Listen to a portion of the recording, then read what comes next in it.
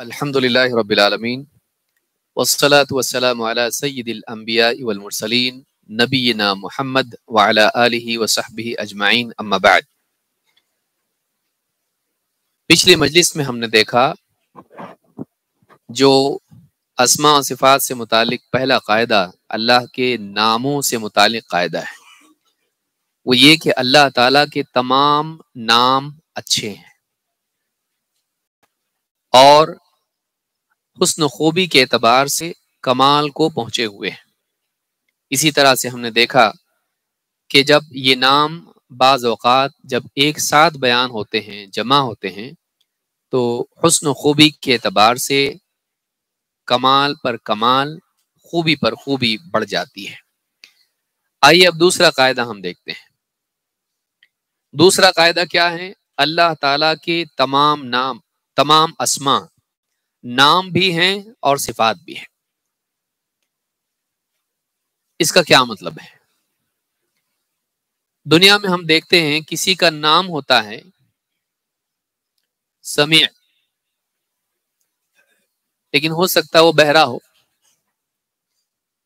کسی کا نام ہو سکتا ہے بصیر، لیکن ہو سکتا ہے وہ اندھا ہو۔ کسی کا نام ہو سکتا ہے صالح ہو، لیکن اس کے کام اچھے نہ ہو۔ صالح کا مطلب کیا ہوتا ہے؟ نیک۔ سمیع کا مطلب سننے والا، بصیر کا دیکھنے والا۔ تو نام سمیع ہے لیکن سننے آتا نہیں، نام بصیر ہے لیکن دیکھ سکتا نہیں، نام عادل ہے لیکن بیوی بچوں پہ، پڑوسیوں پہ، رشتہ داروں پہ ظلم کرتا۔ عادل کا مطلب کیا ہوتا ہے؟ کوئی اس نام کا ہو تو پریشان نہ ہو۔ یہ کیوں میں نے بیان کیا؟ دنیا میں ایسا ہوتا ہے کہ کسی کا نام کچھ ہوتا ہے لیکن وہ اپنے نام کے برخلاف ہوتا ہے۔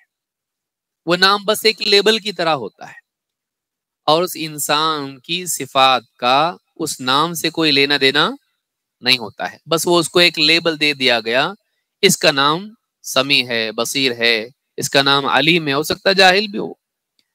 تو اس طرح سے کسی کا نام ہوتا ہے لیکن وہ اپنے نام کے مطابق نہیں ہوتا۔ وہ نام بس نام ہوتا ہے، اس نام کی صفت اس میں نہیں ہوتی ہے۔ جو اس نام کا مطلب ہوتا ہے، اس کے معنی ہوتے ہیں، وہ اس میں نہیں ہوتے ہیں۔ اللہ کا معاملہ ایسا نہیں ہے۔ اللہ کے جتنے بھی نام ہیں وہ صرف نام نہیں ہے، بلکہ ان ناموں میں جو صفت ہے اللہ تعالیٰ اس صفت سے متصف ہے۔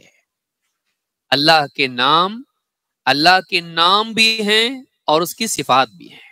سمجھ میں آئی بات؟ کہ اللہ کے جتنے نام ہیں وہ نام تو ہیں کہ ہم اس کو پکاریں، لیکن اللہ تعالیٰ کے ناموں میں جو معنی ہے، جو میننگ اس کا ہے، اللہ تعالیٰ ویسا ہے۔ اللہ تعالیٰ کا نام ہے السمیع، سننے والا۔ تو کوئی آواز دنیا میں ایسی نہیں ہے، کائنات میں ایسی نہیں جس کو اللہ نہ سنے، چاہے وہ اچھائی کی ہو یا برائی کی ہو، چاہے وہ دعا ہو یا لوگوں کے جھگڑے ہوں یا کچھ بھی ہوں، یا سرگوشیاں ہوں، چال بازیاں ہوں لوگوں کی، اللہ سب سنتا ہے۔ اللہ البصیر ہے، اللہ کا نام ہے صرف، لیکن نام نہیں ہے صرف۔ اللہ البصیر واقعی ہے کہ وہ دیکھتا ہے، اجالے میں ہو، اندھیرے میں ہو، دنیا میں ہو، کہیں بھی ہو، کوئی چیز ذرہ ہو، زمین سے نیچے ہو، کہیں بھی ہو، اللہ تعالیٰ دیکھتا ہے۔ اس طرح سے جتنے بھی اللہ کے نام ہیں وہ صرف نام نہیں ہے، بلکہ ان ناموں کا جو مطلب ہے، اس کی جو میننگ ہے، اس کی جو صفت اس نام میں ہے، اللہ تعالیٰ اس صفت سے بھی متصف ہے۔ تو اب معلوم ہوا کہ اللہ کے نام بھی ہیں کہ اس سے ہم اس کو پکاریں، اور وہ صفات بھی ہیں کہ ہم اس کا یقین رکھیں کہ اللہ ایسا ہے۔ ہم کہتے ہیں کہ اللہ کے جتنے اسماء ہیں، شیخ عثیمین رحمہ اللہ فرماتے ہیں اسماء اللہ تعالی اعلام و اوصاف، اللہ کے جتنے بھی نام ہیں وہ اعلام ہیں، نام بھی ہیں اور اوصاف بھی ہیں۔ وہ صرف نام نہیں بلکہ اوصاف بھی ہیں۔ اعلام باعتبار دلالتها على الذات، وہ نام ہیں اس اعتبار سے کہ وہ اللہ کی ذات پر دلالت کرتے ہیں، وہ اوصاف باعتبار ما دلت علیہ من المعانی، اور وہ اوصاف ہیں اس اعتبار سے کہ ان میں جو معنی ہیں ان کی طرف وہ نام دلالت کرتے ہیں۔ کیا مطلب ہے؟ دیکھیے اللہ کے کئی نام ہیں۔ السمیع یا سمیع، ہم پکار رہے ہیں تو کس کو پکار رہے ہیں؟ سمیع کو پکار رہے ہیں۔ اور جب ہم کہیں یا بصیر تو ہم کسی اور کو پکار رہے ہیں؟ یا اللہ کہیں ہم اللہ کو پکار رہے ہیں، اور یا رحمان کسی اور کو پکار رہے ہیں؟ نہیں، نام الگ الگ ہیں لیکن سارے نام کس کے ہیں؟ تو ہم کسی بھی نام سے پکاریں، ہم ایک ہی ذات کو پکار رہے ہیں الگ الگ؟ ایک ہی ذات کو۔ تو یہ سارے نام جو ہیں اعلام ہیں، وہ ایک ہی ذات کی طرف ہماری رہنمائی کرتے ہیں۔ اس سے مراد کون ہے؟ اللہ۔ تو اس اعتبار سے وہ اعلام ہیں، نام، لیکن وہ اوصاف بھی ہیں، اوصاف الگ الگ ہیں، ذات ایک ہے۔ سمجھ میں آ رہی بات؟ نام الگ الگ ہیں، کسی بھی نام سے پکارو کس ذات کو پکار رہے ہیں؟ ایک ہی اللہ کو پکار رہے ہیں۔ اس اعتبار سے وہ ایک ذات کی طرف دلالت کرتے ہیں، لیکن ان کے معنی الگ الگ ہیں۔ کیا سمیع کا سمیع، بصیر، علیم تینوں ایک ہی ہے نا؟ معنی کے اعتبار سے یہ الگ ہیں۔ سمیع کا مطلب کیا ہے؟ سننے والا۔ بصیر کا مطلب دیکھنے والا۔ علیم کا مطلب جاننے والا۔ کیا تینوں ایک نہیں ہیں؟ ایک ہی ہے نا؟ کچھ لوگ ہاں بول رہے ہیں لیکن کچھ لوگ سوچ رہے ہیں ابھی نہیں۔ سمیع الگ ہے، بصیر الگ ہے، علیم الگ ہے۔ یہ الگ الگ صفات کی طرف دلالت کرتے ہیں۔ دیکھیں ایک انسان ہے دیکھ سکتا لیکن سن نہیں سکتا، کوئی ہوتا ہے جو سن سکتا ہے دیکھ نہیں سکتا، اور کوئی ہوتا ہے نہ سنتا نہ دیکھتا لیکن جانتا کہ مجھ کو نہ سننے آتا نہ دیکھنے آتا، لیکن وہ جانتا ہے۔ تو علم ایک الگ چیز ہے، سننا ایک الگ چیز ہے، دیکھنا ایک الگ چیز ہے۔ بولے دکھ رہا بات کر رہے لیکن کیا بات کر رہے سننے نہیں آ رہا، سن رہا ہوں میں لیکن کون بات کر رہا دیکھ نہیں پا رہا، اندھیرا ہے۔ تو سننا ایک الگ چیز ہے، دیکھنا ایک الگ چیز ہے، اور جاننا ایک الگ چیز ہے۔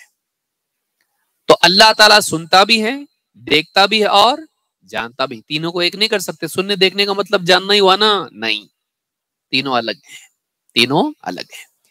تو اللہ کی صفات کے ہر ایک کا اپنا ایک مطلب ہے، اس کا ایک معنی ہے، اس اعتبار سے وہ الگ الگ ہیں، لیکن سارے نام کس کے ہیں؟ تو ہم اگر کسی بھی نام سے پکارے، ہم کس کو پکار رہے ہیں؟ ایک اللہ کو۔ تو کہتے ہیں اوصاف اعلام باعتبار دلالتها على الذات واوصاف باعتبار ما دلت عليه من المعانی وهي بالاعتبار الاول مترادفة لدلالتها على مسمى واحد وهو اللہ عز وجل۔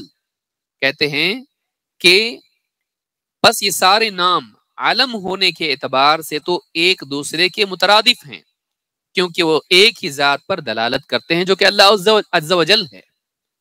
سارے نام الگ الگ ہونے کے باوجود وہ ایک ہی ذات کی طرف، ایک ہی ذات پر دلالت کرتے ہیں، یعنی ان ناموں سے مراد کون ہے؟ اللہ ہے۔ تو اس اعتبار سے تو ایک، لیکن وبالاعتبار الثانی متباینہ، لیکن دوسرے اعتبار سے یہ سب ایک دوسرے سے الگ ہیں۔ کیوں؟ للدلالت کل واحد منہما علی معناہ الخاص، اس اعتبار سے الگ ہیں کہ ہر ایک کا اپنا ایک میننگ، معنی، مطلب الگ ہے۔ سمیع کا مطلب الگ ہے، بصیر کا مطلب الگ ہے، علیم کا مطلب الگ ہے۔ تو معنی کے اعتبار سے تو الگ ہیں، لیکن کون ہے ان ناموں والا؟ اللہ۔ اس اعتبار سے سب ایک ذات کی طرف رہنمائی کرتے ہیں۔ تو ہم یہ کہیں گے کہ اللہ کے جتنے بھی نام ہیں، یہ سارے کے سارے نام، ان کے جو معنی ہیں، ان کا جو میننگ ہے، اللہ تعالیٰ ان معنی کے اعتبار سے ان صفات سے متصف ہے، ان صفات والا ہے۔ اللہ کا کوئی نام ایسا نہیں، یہ آگے آئے گا، ضرورت پڑے گی اس کی ہم کو الدہر کے وقت میں۔ اللہ کا کوئی ایسا نام نہیں ہے جس کا کوئی میننگ نہ ہو اور جس میں حسن و خوبی کا معنی نہ پایا جائے. کوئی نام اللہ کا ایسا نہیں ہے جو خوبی والا نہ ہو. ہر نام کیسا ہوگا؟ کچھ نہ کچھ خوبی والا ہوگا. بے خوبی نام کچھ بھی نہیں. سمجھ میں آئی بات؟ یہ ہم دہر کے وقت میں اس کو سمجھنے کی کوشش کریں گے. جیسے مثال کے طور پر آپ دیکھیں دو چیزیں کہیں یہاں پر، اعلام اوصاف. تو اللہ نے اپنے بارے میں قرآن کریم میں دو اعتبار سے بتایا. ایک تو اس کی اللہ تعالیٰ نے نام ذکر کیے، اور دوسری جگہ انہی ناموں کو صفت کے طور پر بھی ذکر کیا. مثال کے طور پر جہاں نام اللہ نے ذکر کیے، اللہ فرماتا ہے وَهُوَ الْغَفُورُ الرَّحِيمُ. سورہ یونس میں آیت نمبر 107 اور بہت سارے مقامات پر یہ نام آئے ہیں. وَهُوَ الْغَفُورُ الرَّحِيمُ. اللہ تعالیٰ الغفور ہے، الرحیم ہے. الغفور کا کیا مطلب ہے؟ مغفرت کرنے والا، گناہوں کی پردہ پوشی کر کے انہیں مٹانے والا. تو الغفور ہے. غفارہ کا مطلب ہوتا ہے ڈھانپنا. تو اللہ گناہوں کی پردہ پوشی کرتا ہے اور ان کو کیا کرتا ہے؟ معاف کر دیتا ہے، مٹا دیتا ہے. اور الرحیم رحم کرنے والا، مخلوق کی کمزوری پر ان کے اوپر کیا کرنے والا؟ رحم کرنے والا. ان کی حاجات کی وجہ سے، ان کی پریشانی کی وجہ سے ان پر رحم کرنے والا، یا ان کی کسی بھلائی کی وجہ سے ان پر رحم کرنے والا. تو اللہ رحم کرتا ہے مخلوق پر اور ان کی مغفرت کرتا ہے. تو الغفور اللہ کا نام ہے اور الرحیم اللہ کا نام ہے. یہاں ایک بات یاد رکھیں، غفور گناہوں کی مغفرت کرنے والا، صحیح. اللہ تعالیٰ نے مخلوق بنائی، پھر اس کے بعد مخلوق نے گناہ کیے، پھر مخلوق نے اللہ سے، بندوں نے اللہ سے معافی مانگی، مغفرت مانگی. اللہ نے ان کی مغفرت کی. مغفرت گناہ کے بعد ہوئی نا. تو کیا اس گناہ سے پہلے اللہ غفور تھا یا نہیں؟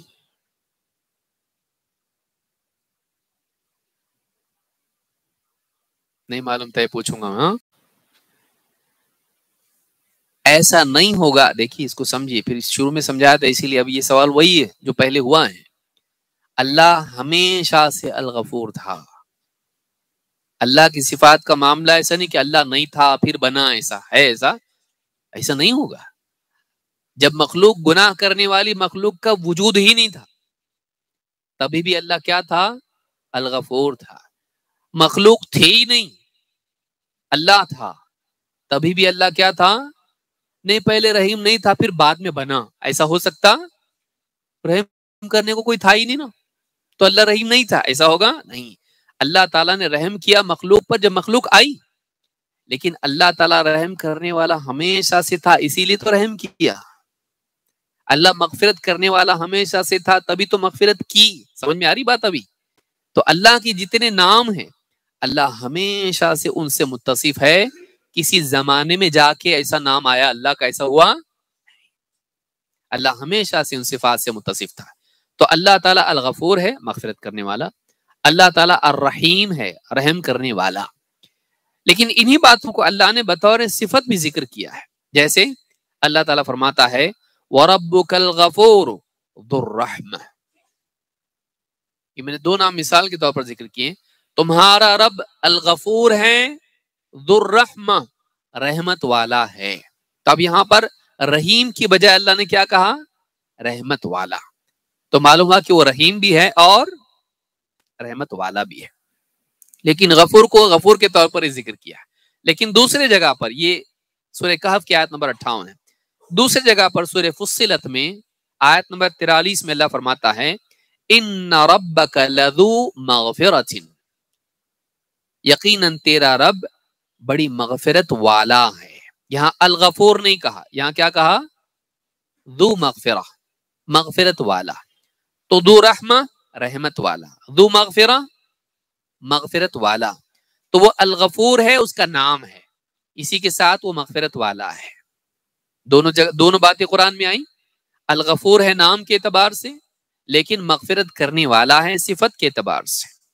اسی طرح سے الرحیم ہے، اس کا نام ہے، لیکن خالی نام نہیں ہے، نام ہے تو رحم کرنے والا بھی وہ ہے۔ تو ایسے جتنے نام اللہ کے ہیں ان ناموں میں کیا ہے؟ اللہ تعالیٰ کے وہ اعلام بھی ہیں، نیمز بھی ہیں، اور اسی طرح سے اللہ کے وہ ایٹریبیوٹس بھی ہیں، اعلام نام بھی ہیں اور صفات بھی ہیں۔ تو ایسا نہیں کہ خالی نام ہوگا لیکن وہ صفت ہی نہیں اللہ تعالیٰ کی، نہیں، ایسا نہیں ہوگا، بلکہ جتنے نام ہیں ان میں جو صفت ہے اس کا جو میننگ ہے وہ صفت بھی اللہ کی ہوگی، اور وہ ساری صفات کیسی ہیں؟ خوبیوں والی ہے۔ اب سوال یہ پیدا ہوتا ہے کہ حدیث ایک آتی ہے جس میں حدیث قدسی میں ہے کہ ابن آدم مجھے اذیت پہنچانے کی حرکت کرتا ہے۔ کیا کرتا؟ یؤذینی ابن آدم یسب الدہر وانا الدہر، ابن آدم مجھے اذیت پہنچانے والا عمل کرتا ہے اور زمانے کو برا کہتا ہے۔ دہر زمانے کو کہتے ہیں، پیریڈ آف ٹائم جس کو آپ بولتے ہیں۔ دہر کا مطلب ہوتا ہے زمانے کا ایک حصہ، وہ زمانے کو برا کہتا ہے، جبکہ میں دہر ہوں، میں زمانہ ہوں۔ تو اب سوال یہ پیدا ہوتا ہے کہ جب اللہ نے یوں کہا ہے اس حدیث میں کہ میں زمانہ ہوں، تو کیا دہر اللہ کے ناموں میں سے نام ہے یا نہیں؟ اللہ بول رہا ہے نا میں زمانہ ہوں۔ زمانے کا مطلب کیا ہوتا ہے؟ ٹائم یا وقت کا ایک دور۔ هل اتى على الانسان حين من الدهر لم يكن شيئا مذكورا، کیا انسان پر ایک ایسا دور بھی گزرا ہے؟ کیا انسان پر وقت کا ایک ایسا زمانہ بھی گزرا ہے جب وہ ایسی کوئی چیز نہیں تھا جو قابل ذکر ہو؟ تو دہر کا مطلب ہوتا ہے وقت کا ایک حصہ، زمانہ۔ تو کیا دہر اللہ کے ناموں میں سے ہے؟ نہیں ہے۔ تو یہ نہیں کہ حدیث میں چونکہ آ گیا میں زمانہ ہوں تو اب دیکھیے، اس لیے دین کو سمجھنا ضروری ہے۔ قرآن و سنت کا صحیح فہم اہل علم سے، سلف سے لینا بہت ضروری ہے۔ پڑھ لیا بخاری لایا میں، ہاں اتنے ہزار میں آئی ماشاءاللہ پہلی تنخواہ سے، اور شروع کر دیا بخاری پڑھنا شروع کیا، جو چاہے مطلب لینا۔ مولوی سارے مولوی غلط کیوں؟ حدیث میں آیا اللہ کا نام دہر ہے، اللہ کہہ رہا میں دہر ہوں، تو اللہ دہر ہے، تو اللہ کا نام دہر ہے کہ نہیں ہے طے کرنا ضروری ہے۔ اس لیے صحیح فہم دین کا ضروری ہے۔ حدیث میں کیا ہے؟ من یورد اللہ بہ خیرا یفقہہ فی الدین، اللہ جس کے ساتھ خیر کا ارادہ کرتا ہے اسے دین کی گہری سمجھ دیتا ہے، اوپر اوپر کی نہیں، گہری۔ تفقہ گہرے علم کو بولتے ہیں، سرسری علم کو نہیں۔ آئیے دیکھتے ہیں شیخ ابن عثیمین اس بارے میں کیا کہتے ہیں۔ کہتے ہیں الدہر لیس من اسماء اللہ تعالی، دہر زمانہ اللہ تعالی کے ناموں میں سے نام نہیں ہے، اللہ کا نام نہیں ہے دہر۔ کیوں؟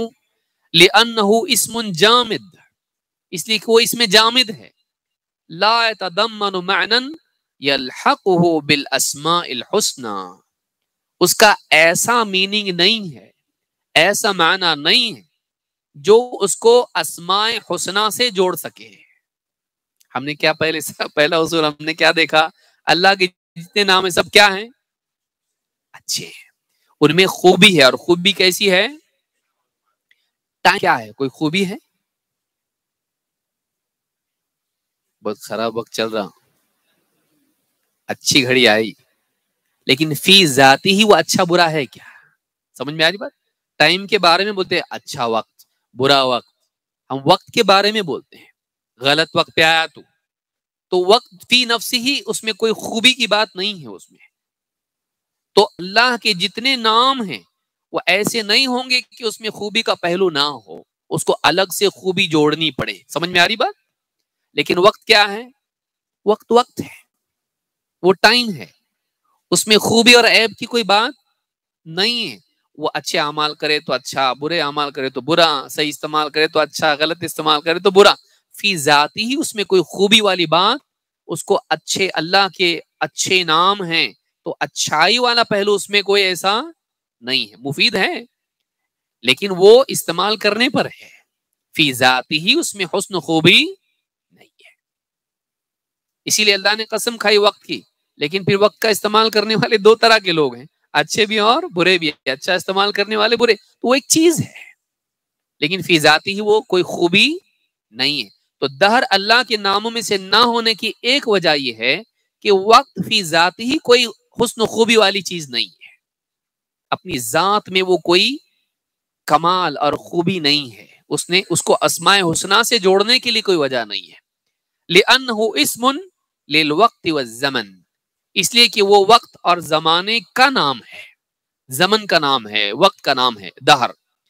قال اللہ تعالی عن منکر البعث، جن لوگوں نے دوبارہ جی اٹھنے کا انکار کیا، ان کا قول اللہ تعالیٰ نے قرآن کریم میں ذکر کیا کہ وہ کہتے ہیں وقالوا ما ہی الا حیاتنا الدنیا، وہ کہتے ہیں کہ بس زندگی تو ہماری بس دنیا کی زندگی ہے، نموت و نحیا، ہم جیتے ہیں، ہم مرتے ہیں اور ہم جیتے ہیں، وما یہلکنا الا الدہر، اور ہمیں زمانہ ہی مارتا ہے، ہمیں کیا مارتا ہے؟ وقت مار ڈالتا ہم کو، پیدا ہوئے جیے مرے، وقت نے مارا ہم کو۔ تو وہ کس کی طرف نسبت کرتے ہیں؟ زمانے کی طرف۔ وما یہلکنا الا الدہر، خالق مالک چلانے والا کو کچھ بھی نہیں، کیا ہے؟ وقت ہے، وقت انسان کا اچھا برا سب وقت میں ہو جاتا اور وقت ہی انسان کو مارتا ہے، اتفاقی طور پر جیتا اتفاقی طور پر مرتا، وقت کو لوگ مانتے تھے۔ وما یہلکنا الا الدہر، شیخ کہتے ہیں یریدون مرور اللیالی والایام، جو لوگ یہ کہتے تھے کہ بس زندگی دنیا کی زندگی ہے، آخرت کی تو کوئی زندگی ہے نہیں، ہم لوگ جیتے ہم لوگ مر جاتے سب ختم، اور ہم کو زمانہ مار ڈالتا ہے، کوئی چلانے والا نظام، کوئی حساب لینے والا اور اس طرح سے کچھ بھی نہیں ہے، پیدا ہوئے اور مر گئے ختم، یہ وقت ہے جو ہم کو مار دیتا، ہمارا ٹائم ختم ہوا، بیٹری ختم، گئے، ٹائم ختم ہوا ہم گئے، یعنی ہمارا ٹائم ہے کہ ہماری موت آتی ہے کا مطلب وقت ہم کو مار ڈالتا ہے، وقت ختم ہو گیا کا مطلب ختم ہو گئے ہم لوگ۔ تو ان کی مراد اس زمانے سے الدہر سے کیا تھی؟ کہتے ہیں مرور اللیالی والایام، رات دن رات دن رات دن رات ختم، مر گئے، تو ہم کو کس نے مارا؟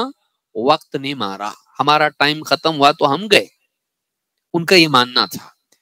فاما قوله صلی اللہ علیہ وسلم قال اللہ عز وجل، جہاں تک کہ اللہ کے نبی صلی اللہ علیہ وسلم کا فرمان ہے کہ اللہ تعالیٰ نے فرمایا یؤذینی ابن آدم، ابن آدم مجھے اذیت پہنچاتا ہے، اللہ کو اذیت ہوتی نہیں ہے، بندہ وہ عمل کرتا ہے۔ یؤذینی ابن آدم یسب الدہر، وہ زمانے کو برا کہتا ہے، وَأَنَا الدَّهْرُ، جبکہ زمانہ میں ہوں، جبکہ وقت میں ہوں، بید الامر، سارا معاملہ میرے ہاتھ میں ہے، سارا اختیار میرے ہاتھ میں ہے، اقلب اللیل والنہار، میں ہی رات دن کو الٹتا پلٹتا رہتا ہوں۔ کہتے ہیں فلا يدل على ان الدہر من اسماء اللہ تعالی، اس حدیث سے کہیں بھی یہ بات معلوم نہیں ہوتی ہے کہ دہر، زمانہ، وقت اللہ کے ناموں میں سے کوئی نام ہو۔ کیوں؟ وَذَلِكَ أَنَّ الَّذِينَ يَسُبُّونَ الدَّهْرَ إِنَّمَا يُرِيدُونَ الزَّمَانَ الَّذِي هُوَ مَحَلُّ الْحَوَادِثِ لَا يُرِيدُونَ اللَّهَ تَعَالَى، اس لیے کہ جو لوگ زمانے کو برا بولتے تھے وہ بھی اس سے مراد ٹائم کو لیتے تھے، رات دن کو اور ان میں ہونے والے حوادث اور واقعات کو، ان کی مراد بھی اس میں اللہ نہیں تھی۔ وہ جو دہر کہتے تھے وَمَا يُهْلِكُنَا إِلَّا الدَّهْرُ، تو دہر سے جو ہے وہ جو برا بولتے تھے دہر کو، تو وہ بھی مراد اللہ نہیں لیتے تھے، وہ وقت لیتے تھے۔ تو اس سے ہم زبردستی کیوں اللہ لیں، جبکہ اللہ نے کہا کہ وہ ابن آدم مجھ کو اذیت دیتا ہے، تو ان کا جو عمل تھا ان کی مراد خود اللہ تعالیٰ نہیں تھی، تو اس حدیث میں بھی اللہ تعالیٰ مراد نہیں ہوگا۔ فَيَكُونُ مَعْنَا قَوْلِهِ وَأَنَا الدَّهْرُ مَا فَسَّرَهُ بِقَوْلِهِ بِيَدِ الْأَمْرِ أُقَلِّبُ اللَّيْلَ وَالنَّهَارَ، کہتے اس میں جو کہا گیا ہے میں دہر ہوں، اس کو سمجھنے کے لیے اس کے بعد کا جملہ دیکھنا پڑے گا جو اس کو سمجھاتا ہے، جس میں کہا گیا ہے سارا اختیار میرے ہاتھ میں ہے، میں ہی رات دن کو الٹتا پلٹتا رہتا ہوں. کسی کو زندگی ملتی ہے، کسی کو موت آتی ہے، اللہ کے حکم سے ہوتا ہے. کسی کے حالات اچھے ہوتے ہیں، کسی کے برے. اچھے دن آئے کہ نہیں آئے؟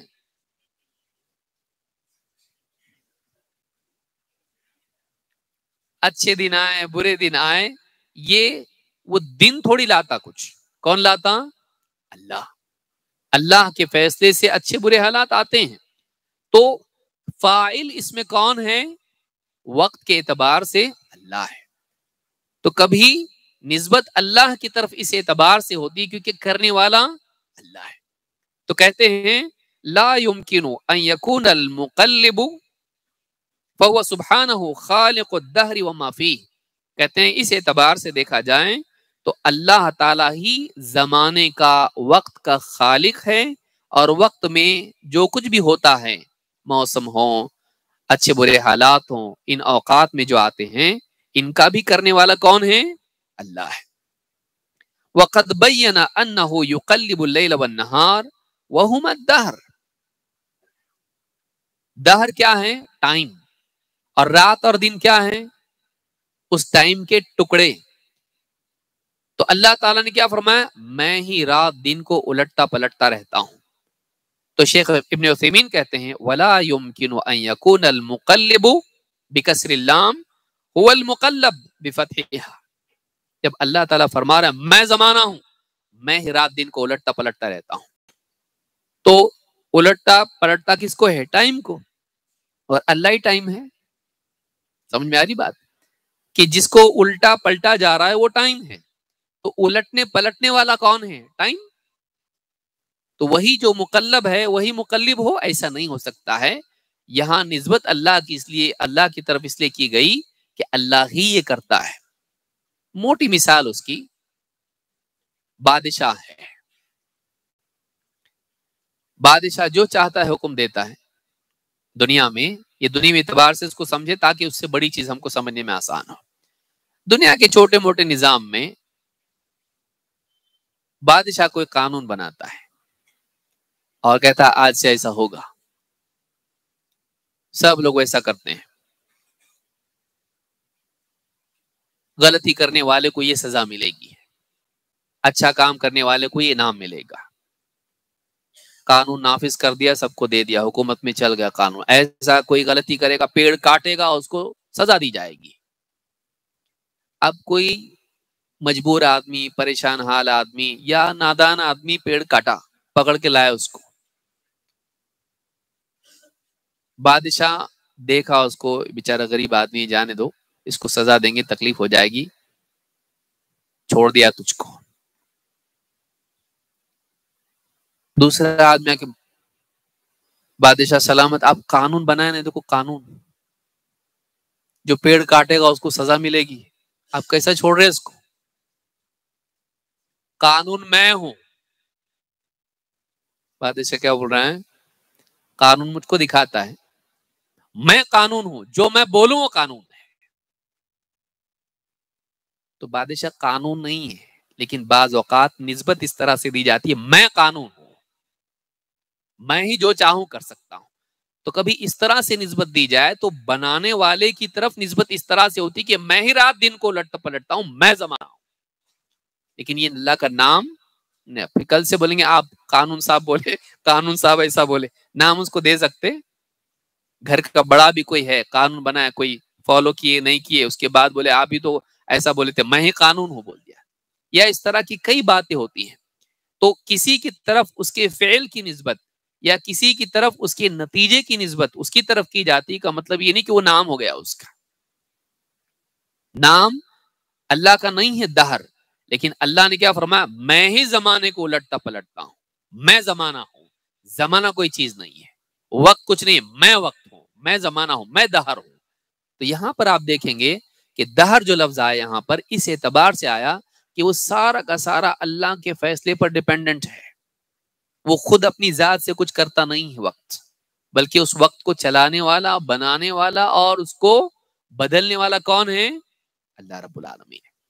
تو کہتے ہیں کہ جو مقلب ہے وہ مقلب نہیں ہوگا. دونوں کو الگ کرنے والی چیز حدیث کا یہ ٹکڑا ہے کہ میں ہی رات دن کو الٹتا پلٹتا رہتا ہوں. تو اللہ نے اس کو بطور مخلوق ذکر کیا ہے. نعوذ باللہ وہ اللہ نہیں ہے کہ کہے کہ اللہ ہی دہر ہے، کیونکہ اللہ تعالیٰ نے کہا کہ میں دہر ہوں تو دہر اللہ ہے یا اللہ دہر ہے. نہیں، مخلوق کو خالق نہیں بنا سکتے اور خالق کو مخلوق نہیں بنا سکتے. سمجھ میں آ رہی بات؟ یہ دونوں الگ ہیں. تو حدیث میں یہ جو نسبت اللہ کی طرف دہر کی گئی ہے وہ اس اعتبار سے نہیں کہ وہ نام ہے، وہ اس اعتبار سے کہ اللہ جو چاہتا ہے کرتا ہے. اس اعتبار سے اللہ کی طرف نسبت ہے، نہ کہ اللہ کے نام کے اعتبار سے. تو بعض اوقات اس طرح سے حدیث میں کوئی چیز آ جائے تو فوراً اس کو ایسے نہیں مان لینا چاہیے. یہ دیکھنا چاہیے کہ اس کا سیاق کیا ہے، اس میں سمجھایا کیا گیا ہے، اس میں بات کیا کہی گئی ہے. قاعدہ نمبر 3، اللہ کے تمام اسماء توقیفی ہیں، محض عقل سے اخذ نہیں کیے جا سکتے. اللہ کے جتنے نام ہیں توقیفی ہیں. توقیفی کا مطلب ہوتا ہے ان ناموں پر ہم کو رک جانا ہے، اپنی طرف سے اس میں کوئی نام بڑھانا نہیں ہے. محض عقل سے لے سکتے نہیں، اپنے دل سے یہ نام مجھ کو بہت اچھا لگتا تو اللہ کو وہ نام دے سکتے ہم لوگ. ہاں، صالح نام، صالح کا مطلب کیا ہوتا ہے؟ اچھا. تو ہم نعوذ باللہ اللہ کو صالح نام دے سکتے نہیں دے سکتے ہیں. تو اللہ تعالیٰ کو جو نام دیے جائیں گے وہ وہی ہوں گے جو اللہ نے ہم کو بتائے ہیں. اپنے دل سے کوئی لفظ اگر ہم کو اچھا لگتا، اس کا مطلب بہت اچھا نکلتا اور وہ نام ہم اللہ کو دے دیں، ایسا کر سکتے نہیں. مطلب چاہیں کتنا ہی اچھا ہو لیکن وہ اللہ کا نام ہو سکتا نہیں ہو سکتا. کسی انسان کا نام حسن ہے، حسن کا مطلب انگلش میں کیا ہوتا؟ ہاں، گڈ.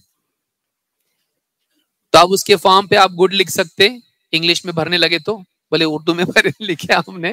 ہاں، اردو کا فارم تھا نا تو اردو میں حسن لکھیں گے. اب فارم تو انگلش میں آیا نا، اب تو نیم آیا سامنے تو ہم اس کے کیا بولیں گے؟ اس کا ٹرانسلیشن کیا ہے؟ چیٹ جی پی ٹی سے کیا نکلتا ہے؟ حسن کا گڈ. تو وہاں لکھے اس کا نام کیا ہے؟ گڈ. وہ پڑھیں گے یہ گڈ کون ہے؟ گڈ کون ہے؟ بولے تمہارا نام ہے یہ. وہ مانے گا اس بات کو؟ نہیں مانے گا. کیوں؟ بولے گا یہ میرے نام کا ٹرانسلیشن ہے، اس کا میننگ ہے، میرا نام نہیں ہے. تو میننگ کچھ ہوتا ہے اور نام کچھ ہوتا ہے. اس لیے ہم دیکھا کہ اللہ کے نام کیا ہے؟ اعلام بھی ہیں. تو وہ جو اعلام ہیں اپنی طرف سے دے سکتے ہم نہیں. ہم اپنی طرف سے کسی کو بولیں گے اے گڈ بھائی ادھر بول سکتے اس کو انگلش میں، brother good come here English میں بولے تو ایسا، اور حسن بھائی ادھر آؤ ایسا بول سکتے ہم. بولے بات تو ایک ہی ہوئی نا. حسن کا مطلب کیا ہوتا؟ گڈ. کر سکتے ایسا؟ نہیں کر سکتے ہم لوگ. کہ جو نام اس کا ہے وہی نام رہے گا چاہے لینگویج چینج ہو جائے. نام میں فرق کیا ہوتا ہے؟ نام اور میننگ میں لینگویجز چینج ہو جاتی لیکن نام وہی باقی رہتا ہے. تو اللہ کے نام نام ہیں. ہم جو بھی اچھا لفظ ہم کو مل گیا چلو یہ اللہ اس کا حقدار ہے، اللہ کو دے دیں گے نام، کر سکتے؟ اس پہ رک جانا ہے.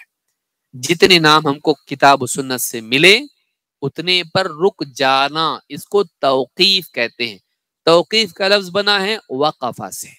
وقف لازم، قرآن پڑھتے پڑھتے پڑھتے میم آتا، وقف لازم بولتے. یہاں کیا کرتے؟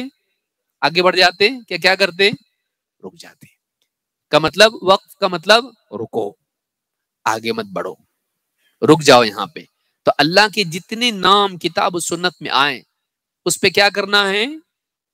کیا آگے بڑھنا، اپنے طرف سے بڑھانا، اس میں بڑھانا نہیں، رک جانا. جتنے نام ہیں انہی کو ماننا، اپنی طرف سے بنانا نہیں. چاہے کتنا ہی اچھے میننگ والا نام ملے ہم کو، وہ اللہ کو نام دے سکتے ہم نہیں. تو یہ معاملہ توقیفی ہے. کہتے ہیں شیخ فرماتے ہیں اسماء اللہ تعالی توقیفیہ، اللہ کے جتنے نام ہیں سب توفیقی نہیں. بہت توفیق اللہ کی ہو گئی ہم کو یہ نہیں. توقیفی، توقف سے رک جانا. توقیفی ہیں. لا مجال للعقل فیہا، ان میں عقل کا کوئی دخل نہیں ہے. عقل کی چلانے کی کوئی گنجائش نہیں کہ عقل سے ہم اللہ کے نام بنانے لگیں. ورنہ آپ دیکھیے انگریزی میں اللہ کے نام بنا لے گا. کنڑ میں کوئی اللہ کے نام بنا لے گا، ہاں، کوئی آدمی گجراتی میں بنائے گا، کوئی کسی فرینچ میں بنا لے گا اللہ کا نام، تو اپنی طرف سے کچھ بھی اللہ کے نام بنا لے گا آدمی، نہیں بنا سکتے ایسے۔ اللہ کے جتنے نام ہیں وہی نام اللہ کے ہیں۔ وعلى هذا فيجب الوقوف فيها على ما جاء به الكتاب والسنة۔ تو وقوف کس پر کرنا ہے؟ رکنا کدھر؟ مطلب کیا نام ماننا اللہ کے، لینا کہاں سے؟ تو کہتے ہیں کہ لازم ہے کہ ہم انہی ناموں پر رک جائیں جو کتاب و سنت میں آئے ہیں۔ کتاب سے مراد کون سی کتاب؟ قرآن۔ اور سنت سے مراد کس کی سنت؟ نبی کریم صلی اللہ علیہ وسلم کی سنت۔ تو کتاب و سنت میں جتنے نام آئے ہیں انہی ناموں پر کیا کرنا چاہیے؟ ہم کو رک جانا چاہیے۔ فلا یزاد فیہا ولا ینقص، نہ ان ناموں میں کچھ بڑھایا جائے نہ ان ناموں میں سے کوئی گھٹایا جائے۔ ہم یہ نہیں کر سکتے یہ نام تھوڑا بولنے میں مشکل لگتا، کٹ کرو اس کو، کر سکتے نہیں۔ مہیمن نیارہ بولنے تو اس کو کٹ کرو، کر سکتے؟ کم نہیں کر سکتے اس کو اللہ کے ناموں میں سے۔ اور اپنی طرف سے کوئی نام بڑھا سکتے نہیں، بلکہ جتنے نام ہیں ان پہ رک جانا ہے، ان کو ماننا ہے، ان میں سے کسی کا انکار نہیں کرنا ہے۔ لأن العقل لا يمكنه ادراك ما يستحقه تعالى من الاسماء۔ وجہ اس کی کیا ہے؟ عقل سے کیوں نہیں بنا سکتے اللہ کے نام؟ اس لیے کہ اللہ تعالی کس چیز کا مستحق ہے وہ صرف عقل سے جان سکتے نہیں۔ اللہ تعالی کن ناموں کا مستحق ہے یہ ہم اپنی عقل سے معلوم نہیں کر سکتے۔ اللہ تعالی خود جانتا ہے اللہ کے نام کون سے ہیں۔ اللہ تعالیٰ کے بعض اوقات انسان اپنی طرف سے کسی کو کوئی بات بول دیتا، سمجھتا یہ ادب ہے، لیکن وہ گستاخی رہتی ہے کہ نہیں؟ انسان اپنے طور پر کوئی بات کسی کو بول دیتا ہے، وہ یہ سمجھتا ہے کہ یہ بہت میں تعظیم میں کر رہا ہوں، لیکن وہ گستاخی بھی ہو سکتی ہے۔ انسان بعض اوقات ایسی حرکت کرتا ہے کہ جو گستاخی ہوتی ہے، جیسے کوئی بڑا آدمی ہو، ان کا تعارف کراتے وقت آدمی بولے یہ جاہل نہیں ہے، یہ بے وقوف نہیں ہے، یہ کبھی چوری نہیں کرتے، ہاں، کبھی کسی کچھ اس طرح بولنا شروع کر دیا اس نے۔ وہ آج بولے گا تو تعریف کر رہا ہے کہ برائی کر رہا ہے میری؟ یہ گدھے نہیں ہیں، یہ نالائق نہیں ہے، یہ نکمے نہیں ہیں۔ تو آدمی غصہ ہوگا کہ خوش ہوگا؟ ماشاء اللہ اتنی ساری صفات کا انکار کر گیا، ہاں ایسے تعارف کرائیں گے تو ایک انسان بعض اوقات میں اچھا تو دیکھو ناراض ہو رہے، کیا زمانہ آ گیا آدمی کیا بولے گا، کیا زمانہ آ گیا، اچھا کرنے جاؤ دیکھو برا ہوتا، جانے دو۔ تو یہ اپنی عقل سے سمجھ رہا میں ایک اچھا کام کر رہا تھا، ان کی تعریف ہی تو کر رہا تھا میں، ان کو عیوب سے پاک بتا رہا تھا میں، لیکن اس کا ڈھنگ کیا ہے؟ غلط، اس کی عقل سے اس نے کیا۔ تو بعض اوقات انسان سمجھتا ہے کہ وہ بھلائی کر رہا ہے، لیکن وہ بھلائی نہیں ہوتی ہے۔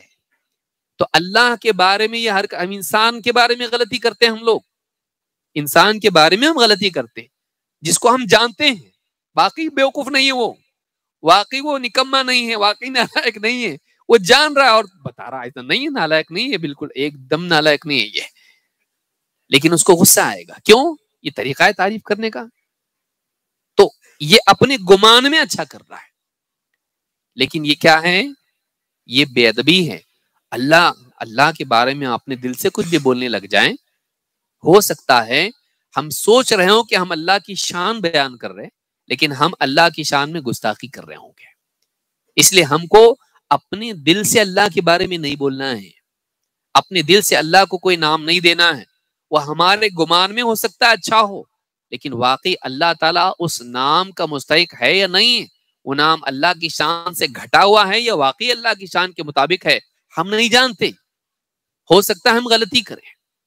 لہٰذا ہم کو جتنے نام اللہ نے ہم کو بتائے انہی پہ رک جانا یہ ہمارے لیے عقل مندی ہے، اور یہ ہمارے لیے ایمان کی حفاظت ہے، اللہ کی ناراضگی سے بچنے کے لیے ضروری ہے۔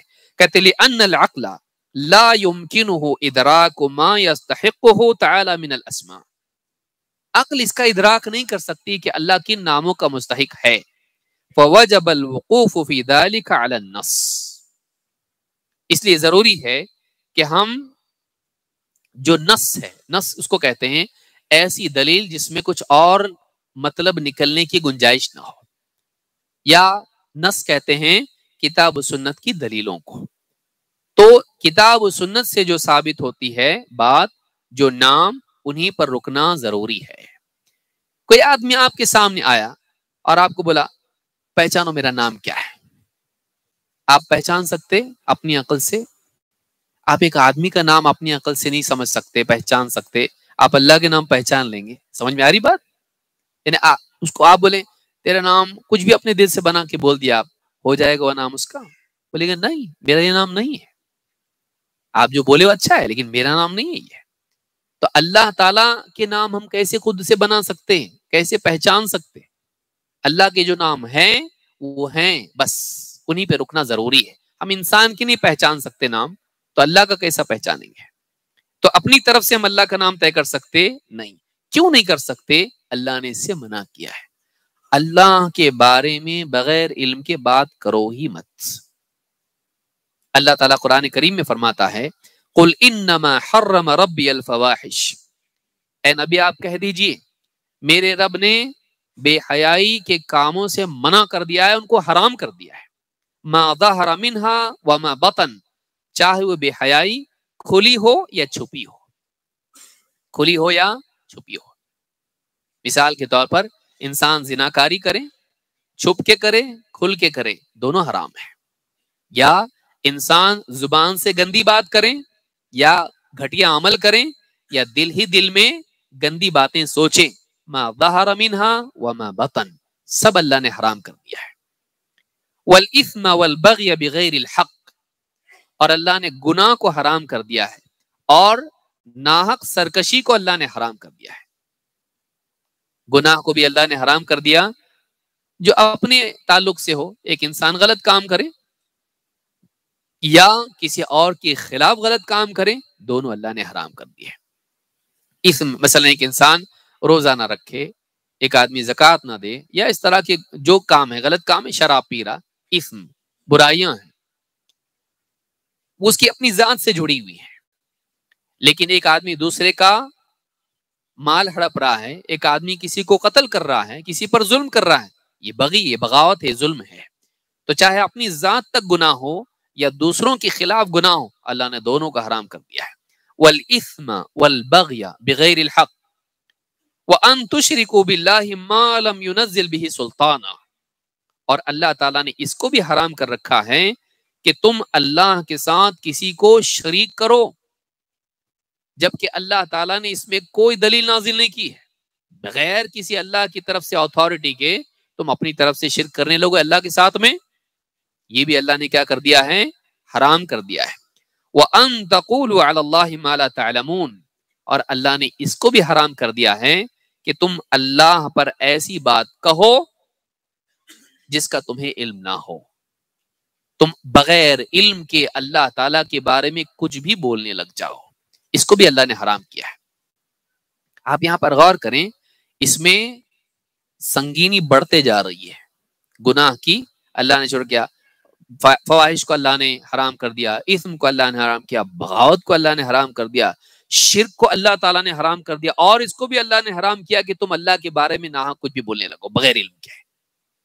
شرک سے اوپر اس کو بیان کیا گیا. ایک اعتبار سے یہ شرک سے بھی بھیانک ہو جاتا ہے، بلکہ شرک بھی اسی سے جنم لیتا ہے. بھائی شرک کیسے جنم لیتا؟ آدمی اللہ کے بارے میں بغیر علم کے بولنے لگ جاتا ہے، پھر وہ اللہ کا بیٹا بھی بنا لیتا ہے، پھر اللہ کے ساتھ وہ شریک بنا لیتا ہے، اللہ کی شان میں گستاخیاں کرتا ہے. مشرکین آپ دیکھیے، اللہ تعالیٰ کو سب سے بڑا مانتے تھے کہ نہیں؟ مانتے تھے. اور باقی ساروں کو اللہ سے چھوٹا. ما نعبدهم الا ليقربونا الى الله زلفى، ہم ان کی عبادت تو صرف اس لیے کرتے ہیں کہ یہ ہمیں اللہ تک پہنچائیں، اللہ سے قریب کریں. تو مانتے تھے کہ یہ سب جو ہے نا چھوٹے چھوٹے ہیں، یہ سب سے بڑا اللہ ہے، یہ ہم کو اللہ تک پہنچائیں گے. کم سے کم وہ اللہ کو بڑا تو مانتے تھے. لیکن بغیر علم کے جب آدمی اللہ کے بارے میں بولتا ہے تو اللہ تعالیٰ کو نعوذ باللہ چھوٹا بھی بنا دیتا ہے، اللہ کی شان میں گستاخیاں بھی کرنے لگتا ہے، اللہ کے اولاد مان لیتا ہے، اللہ تعالیٰ کے بارے میں اللہ کا بھی انکار کرنے لگتا ہے، اللہ کی شان میں عیب جوڑنے لگ جاتا ہے. تو اللہ کے بارے میں بغیر علم کے بولنا اور بھی زیادہ سنگین ہے، اس لیے کہ اسی سے شرک بھی جنم لیتا ہے اور بھی بہت ساری برائیاں جنم لیتی، جو کہ ایک بڑی چیز ہے۔ اس کے ضمن میں شرک آ جاتا ہے۔ شرک بھی جنم کہاں سے لیتا ہے؟ اللہ کے بارے میں بغیر علم کے بات کرنا، تو یہ اصل سبب ہے جس کے نتیجے میں شرک پیدا ہوتا ہے۔ اس اعتبار سے یہ بھیانک ہے۔ اصل بنیادی نقطہ ہی یہ ہے، یہیں سے شرک نکلا۔ اور صرف شرک نہیں نکلتا پھر، اور بہت ساری چیزیں اس میں سے نکلتی ہیں۔ تو سب سے اخیر میں، اس لیے ابن قیم نے کہا یہ اور بھی سنگین ہے۔ اسی طرح شیخ عثیمین نے بھی اس کو سمجھاتے ہوئے کہا دیکھو یہاں پہ بڑھتے جا رہی بات، اور شرک سے اوپر اس کو بیان کیا گیا ہے، معلوم ہے کہ یہ اور بھی بھیانک ہے۔ اللہ کے بارے میں بغیر علم کے بولنا، تو اللہ کے بارے میں بغیر علم کے بولنا کیا ہے؟ حرام۔ تو اللہ کے ناموں میں اپنی طرف سے جوڑنا کیا اس کے ذمن میں نہیں آتا؟ اس کے ذمن میں آتا ہے کہ اللہ کا یہ نام ہے وہ نام یا نہیں ہے؟ علم ہے تیرے پاس؟ کہاں سے آیا یہ علم؟ اللہ نے تجھ کو بتایا، رسول نے بتایا، کس نے بتایا؟ میرے دل نے بتایا۔ چلتا نہیں چلتا، مجھے بہت اچھا لگتا ہے نام، نہیں، بغیر علم کے، بغیر کتاب و سنت کے، بغیر نص کے، بغیر دلیل کے اگر تو اللہ کو کوئی نام دیتا ہے تو اللہ تعالیٰ کا مجرم بنے گا، ایک حرام کام کا ارتکاب کر رہا ہے۔ اسی لیے جو آدمی برہما اللہ کو نام دے رہا ہے، اب سوچئے شرک سے اوپر اس کو بیان کیا، ہم اس کو مشرک نہیں کہیں گے کیونکہ جہالت ہے وہ، لیکن ایک آدمی اصرار کرے اس کے اوپر تو معاملہ بہت خطرناک ہے۔ اللہ تعالیٰ کو اپنی طرف سے ہم نام دے سکتے نہیں، اللہ کے وہی نام ہیں جو ہیں، اپنی طرف سے اللہ کو ہم نام نہیں دے سکتے، کیونکہ اللہ کے بارے میں کچھ بھی بولنے کے لیے دلیل ہونا ضروری ہے۔ اللہ کے جتنے نام کیا ہیں؟ توقیفی ہیں۔ سارے نام کیا ہیں؟ توقیفی، یعنی ان کے لیے دلیل ضروری ہے۔ کون سی دلیل؟ عقل کی یا سائنس کی؟ ہاں بولے سائنٹیفکلی آتا نہیں، عقل نہیں، سائنس نہیں، قال اللہ قال رسول اللہ، یہ بہت ضروری ہے۔ تو یہ تیسرا قاعدہ ہم نے دیکھا۔ شیخ ابن عثیمین کہتے ہیں وَلِأَنَّ تَسْمِيَتَهُ تَعَالَى بِمَا لَمْ يُسَمَّى بِهِ نَفْسَهُ أَوْ إِنْكَارِ مَا سَمَّى بِهِ نَفْسَهُ جِنَایَةٌ فِي حَقِّهِ تَعَالَى، کہتے اس لیے کہ اللہ تعالیٰ کو وہ نام دینا جو اللہ نے اپنے بارے میں نہیں بتایا، یا اللہ نے جو نام اپنے آپ کو دیا ہے، جو اپنا نام بیان کیا ہے، اس نام کا انکار کرنا اللہ کے حق میں جرم ہے، اللہ کے معاملے میں کیا ہے؟ جرم ہے۔ فَوَجَبَ سُلُوكُ الْآدَابِ فِي ذَلِكَ وَالْإِقْتِصَارُ عَلَى مَا جَاءَ بِهِ النَّص، لہذا ضروری ہے کہ اس معاملے میں ادب کے راستے میں ہی ادب کے راستے پر ہم چلیں، یعنی جو ادب ہے اس معاملے میں اللہ کی تعظیم کا اور زبان کی حفاظت کا جو ادب ہے اللہ کے معاملے میں، اس راستے پر ہی باقی رہنا ضروری ہے، اس کو چھوڑ کے نہیں جانا کہیں۔ والاقتصار علی ما جاء به النص، اور ضروری ہے کہ جو نص میں آیا ہے، جو کتاب و سنت کی دلیل میں آیا ہے، اسی پر ہم اقتصار کریں، اسی پر ہم کفایت کریں، اسی کو اپنے لیے کافی سمجھیں، اپنی طرف سے اس میں جوڑ توڑ کے نام بنائیں نہیں، کیونکہ اللہ تعالیٰ نے قرآن کریم میں کیا فرمایا؟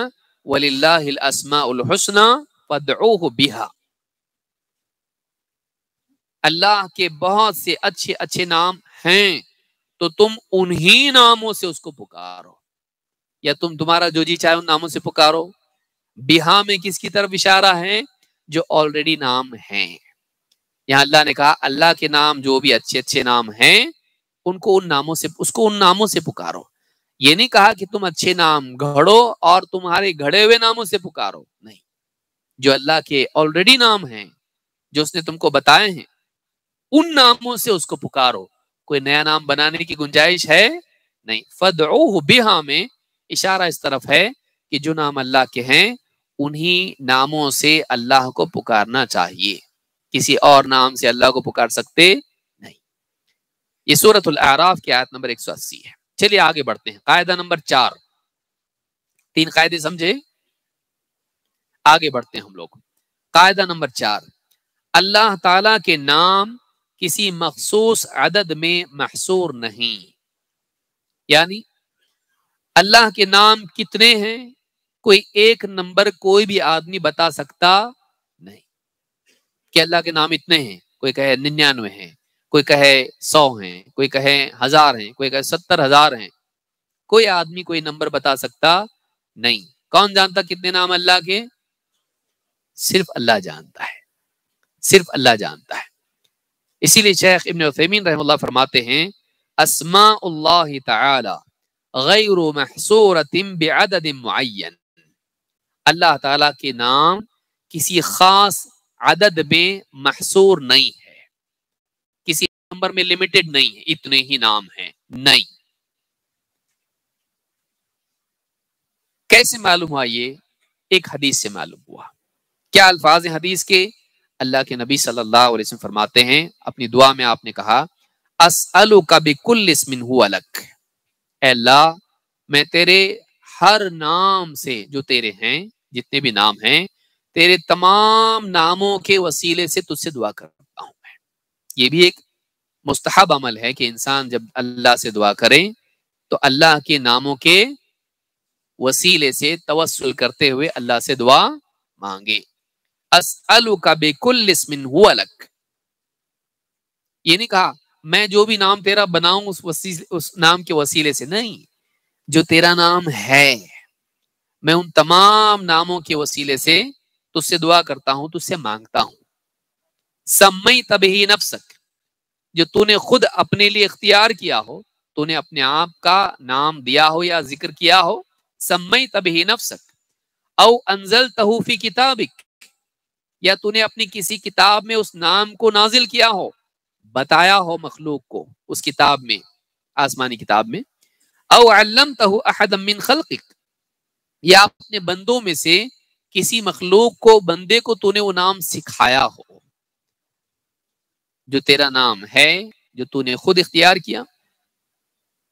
2, تو نے اپنے یعنی کسی کتاب میں نازل کیا, یا 3 کسی بندے کو تو نے سکھایا. او استأثرت به فی علم الغیب عندک, یا وہ نام جو تو نے اپنے علم غیب میں چھپا رکھا ہے. تو اس میں ایک نام تو وہ, کچھ نام تو وہ ہیں جو کتاب میں نازل کیے, کچھ نام وہ ہیں جو کسی بندے کو, کون سے بندوں کو اللہ سکھاتا؟ ہاں, اللہ والا علم کس کو دیا جاتا ہے؟ نبیوں اور رسولوں کو. وحی کا علم کس پر آتا ہے؟ بابا پہ؟ بابا پہ نہیں. اللہ کی طرف سے علم کس کو دیا جاتا ہے؟ وحی قطعی جو وحی ہوتی ہے وہ کس کو دیا جاتا ہے؟ نبیوں اور رسولوں کو. تو ایک تو کتاب میں نازل کیا, 2 اپنے نبیوں کو دیا, اور تیسرا علم غیب میں چھپا کے رکھا.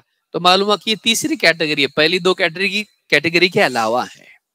کتاب میں بھی نہیں اور کسی بندے کو سکھایا بھی نہیں, بلکہ اپنے علم غیب میں چھپا کے رکھا ہے. علم غیب میں سے اولیاء جا کے ڈھونڈ کے لاتے نا, نہیں. علم غیب کا مطلب وہ کس کے پاس ہے؟ صرف اللہ کے پاس. تو معلوم ہے کہ کچھ نام ایسے ہیں جو اللہ کے علم غیب میں پوشیدہ ہیں, انہیں کسی کتاب میں بھی بیان نہیں کیا گیا اور کسی نبی رسول بلکہ کسی فرشتے کو بھی معلوم نہیں, کیونکہ فرشتوں کو بھی تو اللہ سکھاتا ہے نا. قرآن میں اللہ نے کیا فرمایا؟ فرشتے کیا بولتے ہیں؟ سبحانک لا علم لنا الا ما علمتنا, کہ اے اللہ تو پاک ہے ہر عیب سے. سبحانک لا علم لنا الا ما علمتنا, ہم کو تو کچھ معلوم ہی نہیں سوائے اس کے جو تو ہم کو سکھائے.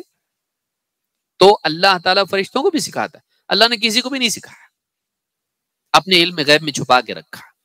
تو معلوم ہے کہ کچھ نام اللہ کے ایسے ہیں جو اللہ کے بندوں میں سے کسی کو بھی معلوم نہیں, کسی کتاب میں بھی نہیں. تو اب گنتی معلوم ہو سکتی کسی کو؟ جب غیب میں کچھ نام ہیں تو کوئی آدمی بتا سکتا کتنے نام ہیں؟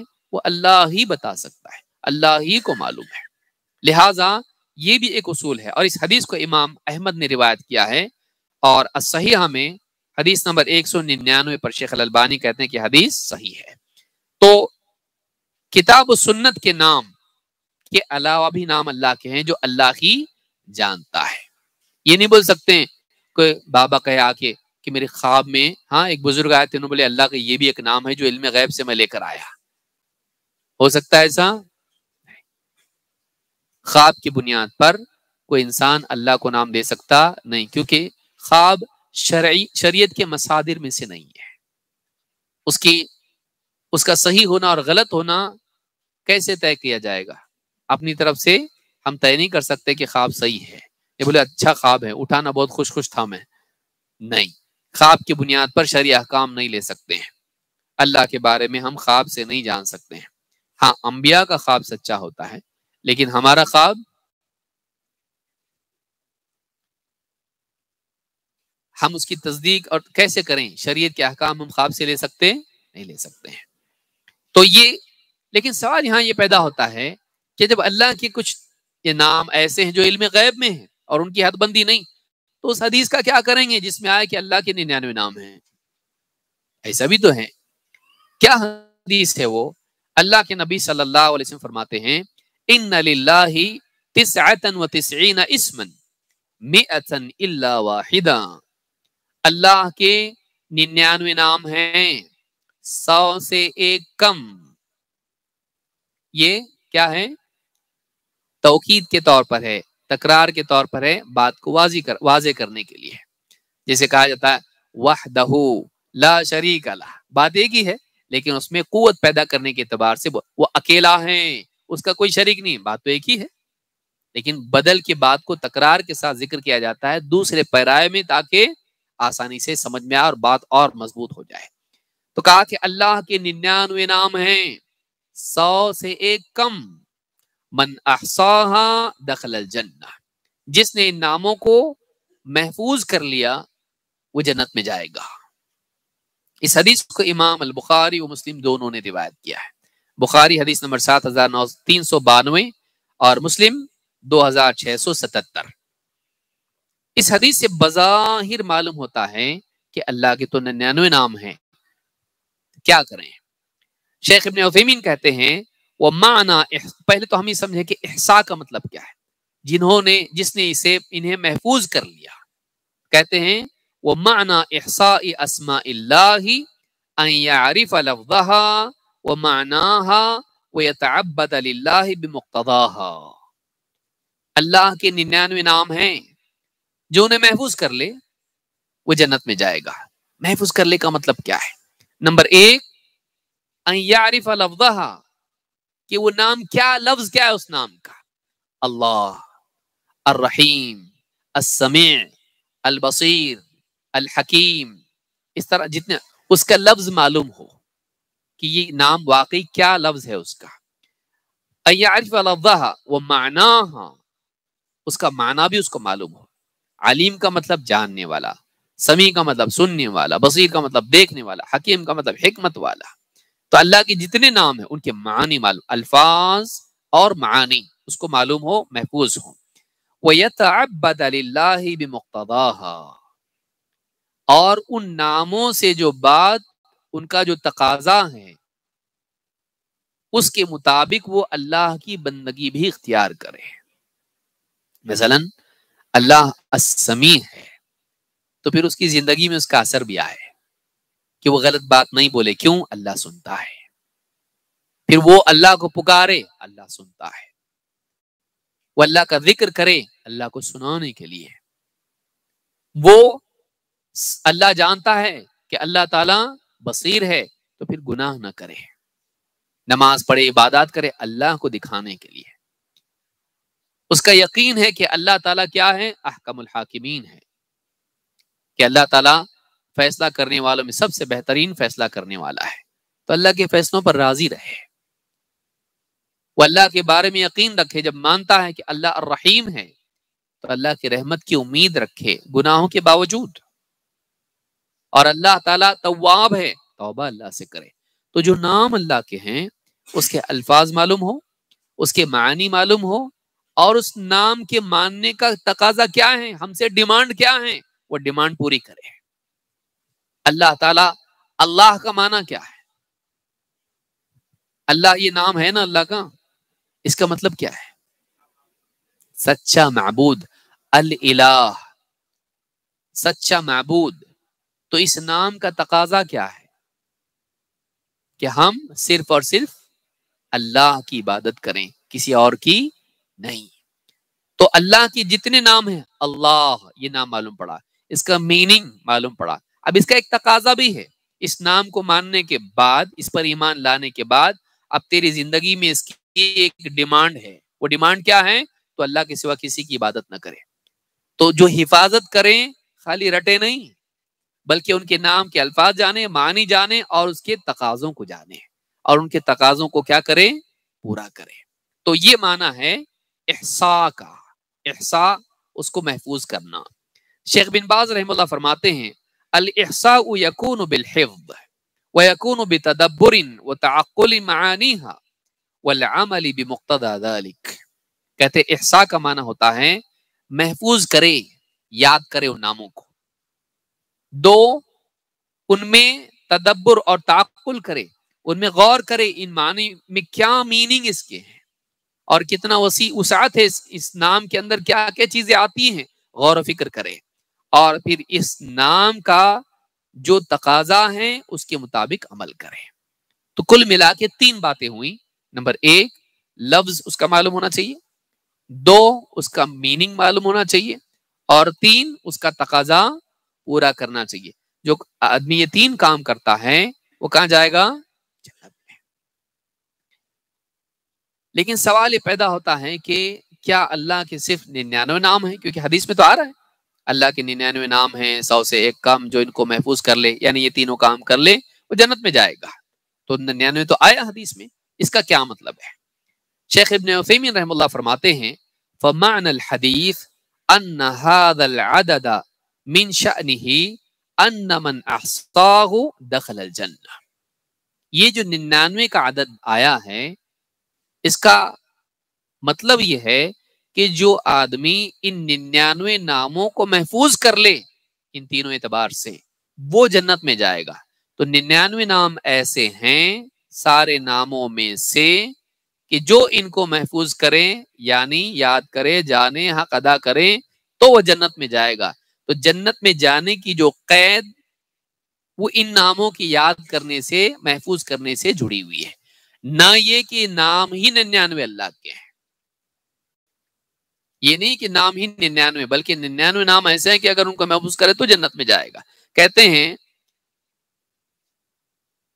وعلى هذا فيكون قوله من احصاها دخل الجنة جملة مكملة لما قبلها وليست مستقلة۔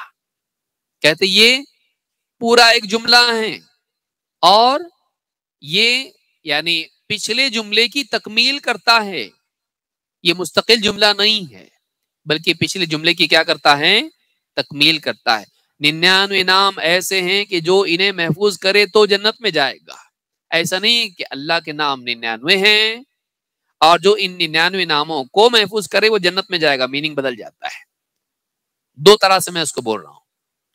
اللہ کے 99 نام ہیں، جو ان 99 ناموں کو محفوظ کر لیں وہ جنت میں جائے گا۔ بات ایسی نہیں ہے، دو الگ جملے نہیں ہیں، جملہ ایک ہے۔ یہ کیا؟ اللہ کے 99 نام ایسے ہیں کہ جو انہیں محفوظ کر لے وہ جنت میں جائے گا۔ یہ پورا ایک جملہ ہے کہ بعد والا ٹکڑا پہلے کی تکمیل کرتا ہے۔ سمجھ میں آ رہی بات؟ تو اس اعتبار سے یہ جملہ کہا گیا ہے۔ کہتے ہیں وَنَظِيرُ هَذَا أَن تَقُولَ عِنْدِي 100 دِرْهَمٍ أَعْدَدْتُهَا لِصَدَقَةٍ۔ اس کی مثال ایسی ہے جیسے تم کہو میرے پاس 100 درہم ہے جو میں نے صدقے کے لیے نکال رکھے ہیں۔ میرے پاس 100 درہم ہیں جو میں نے صدقے کے لیے الگ سے نکال کے رکھے ہیں، تیار رکھے ہیں۔ فَإِنَّهُ لَا يَمْنَعُ أَن يَكُونَ عِندَكَ دَرَاهِمَ أُخْرَى لَمْ تُعِدَّهَا لِلصَّدَقَةِ۔ اس کا مطلب یہ نہیں ہوتا ہے کہ اس میں یہ چیز رکاوٹ نہیں ہے کہ تمہارے پاس اور بھی درہم ہو جو تم نے صدقے کے لیے نہ رکھے ہوں۔ مثال کے طور پر ایک آدمی ہے، کہے کہ میرے پاس 100 روپے ہیں فقیر کو دینے کے لیے۔ وہ ایسا کہے میرے پاس 100 روپے ہیں فقیر کو دینے ہیں۔ اب وہ مسجد سے نکلا دوست کے ساتھ میں اور فقیر کو دیا، اور پھر ہوٹل میں گئے، چائے پیے، بل بھی اس نے دیا۔ بولے یار ایک تمہاری چیز اچھی نہیں لگی مجھ کو۔ کیا؟ جھوٹ بہت بولتے آپ۔ کیا جھوٹ بول؟ خوب جھوٹ بولا میں، چائے پی کے میری برائی کر رہا تو میرے پیسے کی چائے پی کے مجھ کو ہی برا بولتا، میں کب جھوٹ بولا ہوں؟ بولا آپ تو بولے نا میرے پاس 100 روپے ہیں اور میں نے فقیر کو دینے کے لیے رکھے ہیں، اور یہ پھر دوسرے 100 روپے کیسے نکالے آپ؟ چائے بھی پلائے تو آپ کے پاس 200 تھے، بولنا نا، آپ 100 کیسا بولے؟ اللہ کے بندے، میں نے بولا میرے پاس 100 روپے ایسے جو میں نے فقیر کو دینے کے لیے رکھا ہوں، یہ نہیں بولا کہ میری پوری زندگی بھر کے پاس میرے پاس 100 روپے ہیں۔ سمجھ میں آیا کہ میرے پاس 100 روپے ہیں خلاص؟ ایسا نہیں ہے، بلکہ بات کیا ہے، میرے پاس 100 روپے ایسے ہیں جو میں نے کیا کیا ہوں، فقیر کے لیے رکھا ہوں۔ تو یہ دو چیزیں مل کے ایک بات ہے، دو الگ الگ باتیں ہوں اگر تو کیا ہو جائے گا، پھر بول سکتے ہیں ہاں جھوٹ بولتے ہیں۔ وہ پورا جملہ ایسا نہیں ہے کہ میرے پاس 100 روپے ہیں اور وہ پورے کے پورے 100 روپے میں نے فقیر کے لیے رکھا ہے، ایسا بول رہا ہو؟ ویسے یہاں بھی ایسا نہیں ہے کہ اللہ کے صرف 99 نام ہیں اور ان ناموں کو جو محفوظ کرے وہ جنت میں جائے گا، نہیں، اللہ کے ناموں میں سے 99 نام ایسے ہیں جو ان کو محفوظ کریں وہ کیا کرے گا، جنت میں جائے گا۔ سمجھ میں آئی بات؟ تو اس حدیث کو اس حدیث سے جوڑ کے دیکھا جائے تو بات واضح ہوتی ہے، کیونکہ اس میں بتایا گیا کہ کچھ نام کہاں ہیں، علم غیب میں محفوظ ہے، کسی کو نہیں معلوم، اور اس حدیث میں ہے 99 نام ہے۔ آگے کچھ بات نہیں ہوتی، اللہ کے 99 نام ہیں خلاص، تب بولا جا سکتا تھا کہ صرف 99 نام ہے، ایسا نہیں ہے۔ 99 نام ہے کہ محفوظ کرے تو جنت میں جائے گا، تو بات کا جملہ پہلے کو کمپلیٹ کر رہا ہے، وہ انڈیپینڈنٹ جملہ نہیں ہے، اس لیے دلائل کو صحیح ڈھنگ سے سمجھنا بھی ضروری ہے۔ چلیے آگے بڑھتے ہیں، قاعدہ نمبر 5، سمجھ میں آ رہی بات؟ یہ عنوان تھوڑا مشکل ہوتا ہے، یہ ساری چیزیں سمجھنا، ایک ایک بات کو، اس کے ٹکڑوں کو، صحیح معنی اس کے کیا ہے۔ دیکھیے یہ دین کی بات ہے، اللہ کے بارے میں غلطی اسی وجہ سے ہوئی کہ لوگوں نے باتوں کو صحیح طور پر نہیں سمجھا اور اللہ کی شان میں گستاخی کرنے والے بنے، یہاں تک کہ بڑھتے بڑھتے شرک تک چلے گئے۔ غلط سمجھنا گمراہی کی پہلی سیڑھی ہے، اسی لیے ابن قیم رحمۃ اللہ علیہ فرماتے ہیں اللہ اور اس کے رسول کی مراد کو صحیح طور پر نہ سمجھنا ہر قسم کی گمراہی اور بدعت کی جڑ ہے۔ اصل کل بدعت و ضلالۃ نشأت فی الاسلام، اسلام میں جتنی بھی بدعت لوگوں نے نکالی اسلام کے نام پر اور جتنی بھی گمراہیاں جنم لی، وہ ساری کی ساری اس کی بنیاد کیا ہے، اللہ اور اس کے رسول کی بات کو صحیح ڈھنگ سے نہیں سمجھنا۔ تو صحیح طور پر سمجھنا بہت ضروری ہے، کیونکہ اکثر ہوتا کیا ہے، لوگ ہوتے ہیں ہمارے پاس دلیل ہے، کیا دلیل تمہارے پاس درگاہ پہ جا کے وہاں سے منتیں مرادیں ماننے کی؟ بولے قرآن میں ہے وَابْتَغُوا إِلَيْهِ الْوَسِيلَةَ، اللہ تک پہنچنے کے لیے کیا کرو، وسیلہ تلاش کرو۔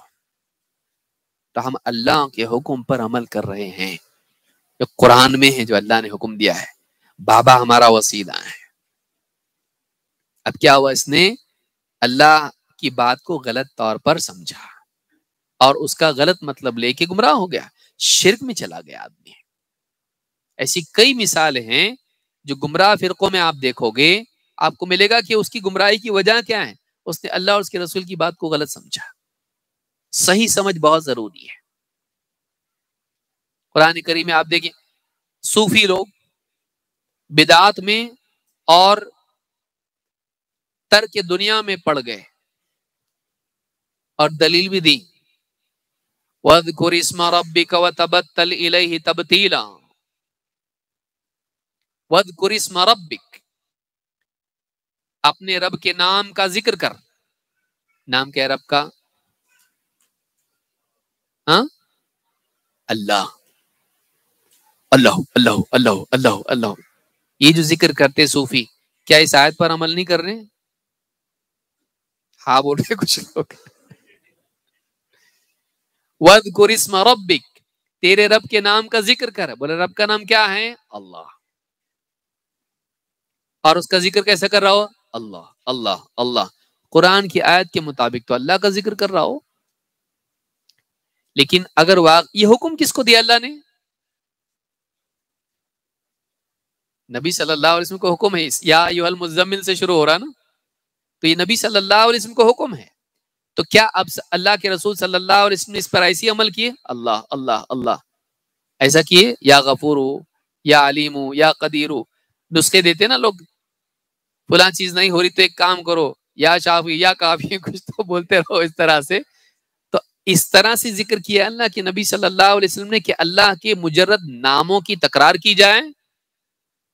نہیں کیا. اگر واقعی یہ مراد اس سے ہوتی تو سب سے پہلے اس پر عمل کون کرتا؟ محمد الرسول اللہ صلی اللہ علیہ وسلم. نہیں ہے ایسا.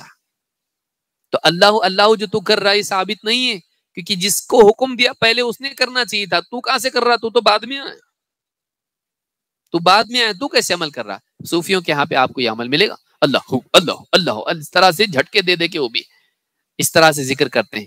بدعت ہے، یہ ثابت نہیں ہے. پھر وَتَبَتَّلْ إِلَيْهِ تَبْتِيلًا، سب سے کٹ کے اسی کا ہو جا. نکاح چھوڑ دو، اچھے کھانے چھوڑ دو، پبلک میں مت رہو، کونے میں جا کے کہیں تو خانقاہ میں رہو، سب سے کٹا کے اللہ کے ہو جاؤ.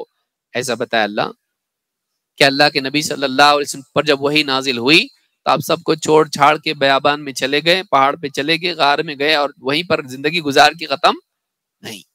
وہ تبتل یا بیوی کو چھوڑ دیے، ہاں حضرت خدیجہ کو چھوڑ دیے، تبتل اختیار کر لیے، ایک دم سب سے کٹ کے اسی کے ہو جاؤ.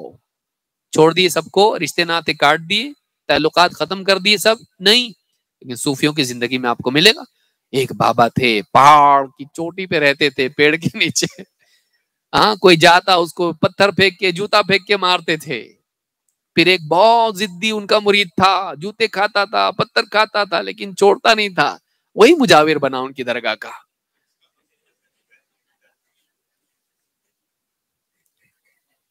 تو یہ چیز کہاں ملے گی آپ کو؟ اس طرح کے لوگوں میں ملے گی.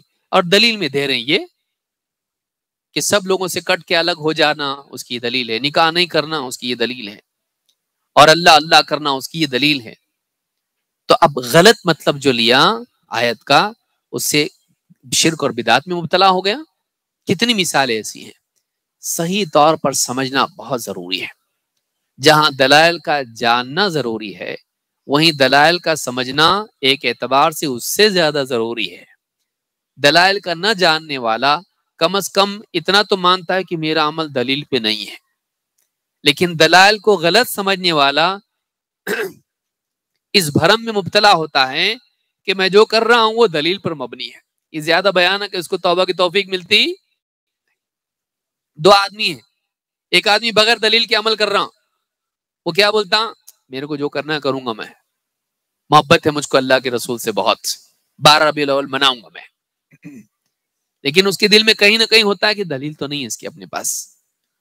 لیکن جو آدمی کہے اما بنعمت ربک فحدث، دیکھو قرآن میں دلیل ہے. اللہ تعالی نے فرمایا موسیٰ علیہ السلام نے شکر کے طور پر کیا کیے تھے؟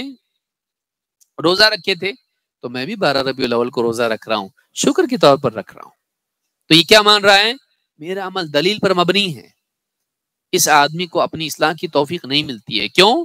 اس لیے کہ وہ دلیل تو ہے اس کے پاس، لیکن دلیل کا مطلب غلط سمجھاؤ. یہ زیادہ بھیانک چیز ہے. پہلی چیز لا علمی، اس کو جہل بسیط کہتے ہیں، سمپل اگنورنس. اور دوسری جو چیز ہے کہ دلیل تو ہے لیکن دلیل کو غلط سمجھا، اس کو جہل مرکب بولتے ہیں. نہیں جانتا اور یہ بھی نہیں جانتا کہ نہیں جانتا. یہ زیادہ خطرناک ہوتا ہے، کیونکہ اس ایسے آدمی کو توبہ کی توفیق نہیں ملتی، اصلاح کا موقع نہیں ملتا. اور ابن قیم رحمۃ اللہ علیہ فرماتے عام طور پر جتنے فرقے اسلام کی تاریخ میں نکلے وہ جہل مرکب میں مبتلا تھے. وہ سمجھتے تھے کہ ہم صحیح ہیں، انہوں نے بڑے بڑوں کو گمراہ قرار دیا جبکہ خود گمراہ تھے. تو اہل حق کی ناک میں دم کرنے والے یہی ہوتے ہیں، جہل مرکب میں مبتلا لوگ، جو یہ سمجھتے کہ ہم حق پر ہیں، ہم حق پر ہیں. تو ایسی کتنی مثالیں آپ کو ملیں گی. اس لیے بہت ضروری ہے کہ ہم کتاب و سنت کو صحیح طور پر سمجھیں. صرف دلیل کا جمع کرنا کافی نہیں ہے، دلیل کو سمجھنا ضروری ہے. ڈیٹا کلیکشن صرف کافی نہیں ہے. To make sense of data یہ زیادہ امپورٹنٹ ہے. خالی فیکٹ جمع کر دیا، کیا مطلب ہے اس کا نہیں معلوم، اس کو کیا فائدے کا. خالی معلومات جمع کر لیا لیکن سمجھنا کچھ بھی نہیں. سمجھنا اصل ہے. اسی لیے حدیث میں کیا ہے، مَن یُرِدِ اللَّهُ بِهِ خَیْرًا یُفَقِّهُ فِی الدِّین. اللہ جس کے ساتھ بھلائی کا ارادہ کرتا ہے اسے دین کی گہری سمجھ عطا فرماتا ہے. اب ہم ایک قاعدہ، پانچواں قاعدہ دیکھیں گے. وہ قاعدہ کیا ہے؟ اللہ تعالی کے ناموں کے سلسلے میں الحاد سے بچنا واجب ہے.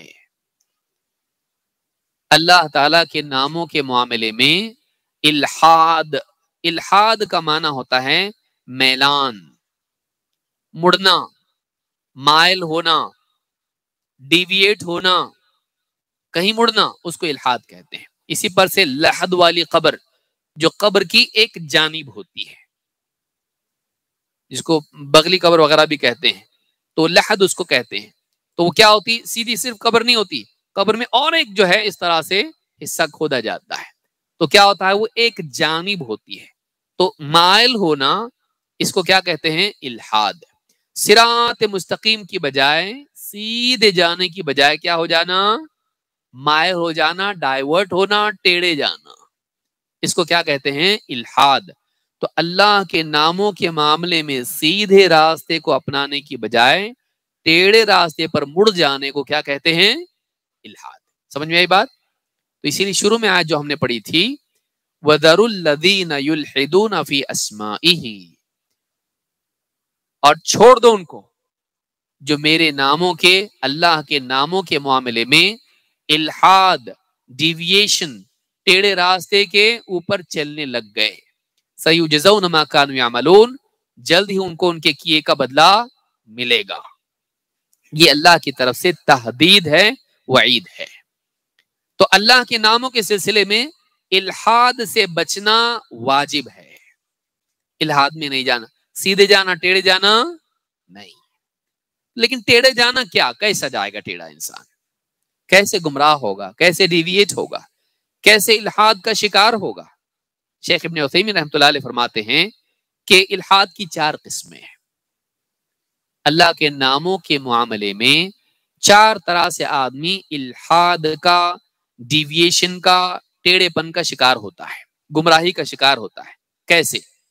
شیخ فرماتے ہیں الالحاد فی اسماء اللہ تعالی هو المیل بها عما یجب فیہا. اللہ کے ناموں کے بارے میں الحاد یہ ہے کہ جو چیز اللہ کے ناموں کے معاملے میں کرنا ضروری تھی اس کو چھوڑ کے آدمی کہیں اور مڑ جائے. ایسا ہونا چاہیے اللہ کے ناموں کے بارے میں، ایسا نہیں ہونا چاہیے. تو جو ہونا چاہیے اس کو چھوڑ کے آدمی کہیں اور نکل جائے، تو اس کو کیا کہیں گے؟ الحاد. کہتے ہیں وہ انواع، اور اس کی کئی انواع ہیں، کئی قسمیں اس کی ہیں.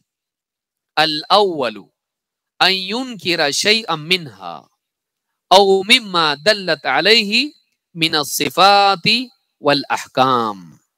کہتے ہیں نمبر 1 ان ينكر شيئا منها، کہ اللہ کے ناموں میں سے کسی نام کا انکار کر دے. یہ کیا ہے؟ الحاد ہے. ناموں کے بارے میں قاعدہ کیا ہے، واجب کیا ہے؟ ان پر ایمان لائے، ان کو مانے، تسلیم کرے. لیکن آدمی کیا کرے؟ انہیں نہیں مانے، نہیں مانتا میں. جیسے مشرکین اللہ تعالیٰ کے نام الرحمن کو نہیں مانتے تھے. وہ تو یہ کیا نام ہے؟ وَهُمْ يَكْفُرُونَ بِالرَّحْمَن، اللہ نے کہا وہ رحمان کا انکار کرتے ہیں. بلکہ مشرکین مذاق کے طور پر کہتے تھے دیکھو یہ رحمان کو پکار رہے ہیں، یا اللہ کبھی اللہ کو پکارتے ہیں، کبھی رحمان کو پکارتے ہیں. 2 معبودوں کو، اور ہم کو بولتے توحید پہ چلو. تو وہ یہ مانتے تھے کہ رحمان کوئی اور ہے، تو رحمان کو تسلیم نہیں کرتے تھے وہ لوگ. اللہ تعالیٰ نے قرآن کریم میں کہا قُلِ ادْعُوا اللَّهَ أَوِ ادْعُوا الرَّحْمَنَ أَيَّمَّا تَدْعُوا فَلَهُ الْأَسْمَاءُ الْحُسْنَى. تم اللہ کہہ کے پکارو یا رحمان کر کے پکارو، جس نام سے بھی پکارو اس کے تو اور بھی بہت سے اچھے اچھے نام ہیں. یعنی تم اللہ کہہ کے پکارے تو کسی اور کو، رحمان کہہ کے پکارے تو کسی اور کو، ایسا نہیں ہوتا. سب کے سب کس کے نام ہیں؟ اللہ کے۔ تم کسی بھی نام سے پکارو تم اللہ ہی کو پکار رہے ہو۔ اسماء کے تعدد سے ذوات کا تعدد ثابت ہوتا نہیں، ایک ہی اللہ ہے، وہ نام اس کے الگ الگ ہیں۔ تو ان میں سے کسی نام کا انکار کرے، او مما دلت علیہ من الصفات والاحکام، یا ان ناموں سے جو صفت ظاہر ہوتی ہوں یا ان ناموں سے جو احکام متعلق ہو ان کا انکار کرے۔ کہ اللہ کا نام العلی ہے، اللہ اپنی ذات اور اپنی صفت کے اعتبار سے سب سے اونچا ہے، کمال کے اعتبار سے بھی سب سے اونچا ہے، اور اوقات سے اوپر ہے، ہر جگہ نہیں ہے۔ اللہ تعالیٰ کیا ہے؟ العلی سے کیا لفظ کا معنی کیا ہے؟ اونچا، اوپر، علو اس کے اندر ہے۔ تو علو ذات بھی ہے اور علو صفات بھی ہے۔ اللہ تعالیٰ اپنی ذات کے اعتبار سے بھی سب سے اوپر ہے، اور اللہ تعالیٰ اپنی صفات کے اعتبار سے بھی سب سے اعلیٰ ہیں، سب سے اوپر ہیں، اللہ کے برابر کوئی نہیں۔ تو ذات و صفات کے اعتبار سے علو۔ اب آدمی نہیں مانے تو اللہ کا نام تو مان رہے ہیں العلی وہو العلی العلیم، آیت تو ہے آیت الکرسی کہ اللہ کو العلی مانتا ہے، لیکن اللہ کو سب سے اوپر کی بجائے ہر جگہ مانتا ہے۔ تو یہ کیا ہے؟ الحاد ہے کہ اس کا جو معنی ہے اس معنی کے اعتبار سے اس کا انکار کرے، یا اس کے احکام جو اس نام سے متعلق ہیں ان کا انکار کر دے۔ اللہ کے ناموں میں سے ایک نام سب سے عظیم الشان نام کیا ہے؟ اللہ۔ اس نام کا تقاضا کیا ہے؟ اس کے متعلق احکام کیا ہیں؟ کہ ہم اللہ ہی کی عبادت کریں۔ اس نام کا تقاضا یہ ہے کہ حقیقی معبود تو اللہ ہی ہیں اور کوئی معبود ہے ہی نہیں، لہذا تم کس کی عبادت کرو؟ اور صرف اللہ کی۔ لیکن آدمی کیا کرے؟ اللہ اس نام کو تو مانے لیکن اس نام کے تقاضے کو پورا نہ کرے، وہ صرف اللہ کی عبادت نہ کرے بلکہ اللہ کی عبادت میں شریک بھی کرے۔ تو یہ سب الحاد ہے۔ سمجھ میں آ رہی بات؟ بعض اوقات دیکھیے عبارت چھوٹی ہوتی ہے لیکن اس کو سمجھنا پڑتا ہے کہ بولنے والا بولنا کیا چاہ رہا ہے۔ اہل علم کی عبارات کو سمجھنا پڑتا ہے کہ اللہ کے نام ان میں سے کسی کا انکار کر دے، سرے سے ماننا ہی نہیں، یا اللہ تعالیٰ کی ناموں کے معنی کا انکار کرنا، یا اس کے برخلاف اعتقاد قائم کرنا، یا پھر اس کے برخلاف اس کا جو تقاضا ہے اس کے برخلاف عمل کرنا۔ یہ ساری چیزیں کیا ہیں؟ الحاد ہیں۔ کما فعل اہل التعطیل من الجہمیۃ وغیرہم، جیسے کہ جہمیہ اور ان کے علاوہ جو فرقے ہیں جو اہل تعطیل میں سے ہیں، انہوں نے سرے سے اللہ کے ناموں کا انکار ہی کر دیا۔ بولے نہیں، اتنے سارے نام مانیں گے تو اتنے اللہ ماننے پڑیں گے، تو انہوں نے کیا کیا؟ اللہ کے ناموں کا انکار ہی کر دیا، کہ انہوں نے کہا کہ یہ سارے جو ہے نام ان کا تعدد ذوات کا تعدد بن جاتا، نہیں مانتے ہم اس کو، تو انہوں نے انکار کر دیا اللہ کے ناموں کا۔ علماء نے جہمیہ کی تکفیر کی ہے۔ امام البخاری کا مشہور قول ہے کہ میں یہود کے پیچھے نماز پڑھوں یا جہمیہ کے پیچھے، مجھے یہ دونوں میں کوئی فرق نہیں ہے، یعنی انہوں نے بالکل مسلمان ان کو شمار نہیں کیا۔ لیکن سب کو جہمیہ نہیں بنایا جا سکتا ہے، بعض اوقات اس سے آدمی اہل بدعت کے بارے میں دلیل نکال لیتا ہے، نہیں، جہمیہ ایک خاص طبقہ تھا جو اللہ کی صفات، اللہ کے ناموں کا سرے سے انکار کر دیتا تھا۔ تو یہ پہلی چیز ہے۔ نمبر 2، الثانی ان يجعلها دالة على صفات تشابه صفات المخلوقین كما فعل اہل التشبیہ۔ پہلا الحاد تو یہ ہے کہ ثابت شدہ ناموں کا انکار کر دینا، یا صفات ان میں سے جو ثابت ہوتی ہیں یا ان کے احکام کا۔ 2، اللہ تعالیٰ کے ناموں یجعلها دالة على صفات تشابه صفات المخلوقین، ان ناموں سے جو صفات ظاہر ہوتی ہیں مخلوق کو ان میں اللہ کے مشابہ ماننا، اللہ اور مخلوق کو ایک دوسرے کے مشابہ کر دینا، یہ کیا ہے؟ یہ بھی اللہ کے ناموں کے بارے میں انحراف ہے، یہ بھی الحاد ہے۔ کما فعل اہل التشبیہ، جیسا کہ اہل تشبیہ نے کیا کہ اللہ کی صفات کو مخلوق کی طرح ماننا یا مخلوق کو اللہ کی طرح مان لینا، تو یہ کیا ہے؟ یہ بھی الحاد ہے۔ اب دیکھیں مثال کے طور پر، یعنی یہ مانے کہ اللہ تعالیٰ سمیع ہے تو ہماری طرح سنتا ہے، بصیر ہے تو ہماری طرح دیکھتا ہے، تو اس نے کیا کر دیا؟ اللہ کو مخلوق کی مشابہ کر دیا۔ یا کوئی یہ مانے کہ دنیا میں کہیں بھی رہو، آسمان و زمین میں کچھ بھی ہو، بابا اس کو جانتے ہیں، تو صفت علم میں اس نے کیا کر دیا؟ بابا کو اللہ کے برابر کر دیا۔ تو جو صفات اللہ کے ناموں سے ظاہر ہوتی ہیں ان میں کیا کرنا؟ مخلوق کو اللہ کے مشابہ کر دینا یا اللہ کو مخلوق کے مشابہ کر دینا، یہ بھی کیا ہے؟ الحاد ہے۔ اللہ تعالیٰ سب سے الگ ہے، کوئی اللہ جیسا نہیں، نہ اللہ کے ناموں میں نہ اللہ کی صفات میں۔ جو صفات اللہ کی ہیں وہ اللہ کے ساتھ، یعنی وہ صفات جو ہیں ان میں اللہ کامل ہے اور مخلوق کی طرح نہیں ہے، نہ کوئی مخلوق اللہ کی طرح ہو سکتی ہے۔ تو دوسری چیز یہ ہے کہ تشبیہ دینا۔ نمبر 3، ان یسمی اللہ تعالی بما لم یسمی به نفسہ کتسمیۃ النصارى له الاب، یا تیسری چیز یہ ہے اللہ کے ناموں کے بارے میں الحاد، کہ اللہ کو وہ نام دینا جو اللہ کا نہیں ہے۔ جیسے نصارہ نے اللہ کو نام دیا باپ، نصارہ اللہ کو کیا بولتے ہیں؟ O father thou art in heaven, ہاں، تو اللہ کو کیا بولتے ہیں؟ وہ father, God the father, God the son, God the holy spirit. تو گاڈ دا فادر، تو فادر کس کا نام دیتے؟ وہ کس کو پکارتے؟ O father. تو اللہ کو کیا پکارتے ہیں؟ باپ۔ تو اللہ کا نام ہے فادر، اللہ کا نام باپ نہیں ہے۔ تو یہ نام جیسے نصارہ نے اللہ کو دیا، یہ کیا ہے؟ الحاد ہے۔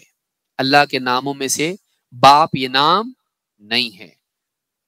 اولاً تو اللہ کی کوئی اولاد نہیں، لم یلد ولم یولد، تو اللہ کے کوئی اولاد نہیں، اور نہ اللہ نے کسی کو اپنا بیٹا بنایا، نہ اللہ کی اولاد پیدا ہوئی، نہ اللہ نے کسی کو پیار سے، ہاں پیار سے لوگ بولتے ہیں نا، عیسائی بولتے ہیں کوئی کسی کو پیار سے بیٹا بنائے تو تمہارے کو کیا پرابلم ہے اس کے اندر؟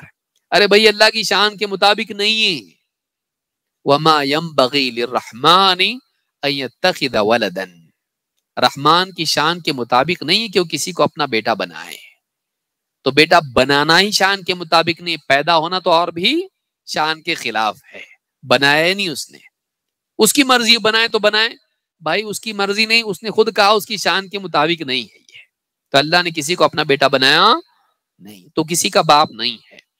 تو اس طرح سے اللہ تعالیٰ کی شان میں گستاخی والی بات ہے یہ، تو اللہ کو وہ نام دینا جو اللہ کا نہیں ہے۔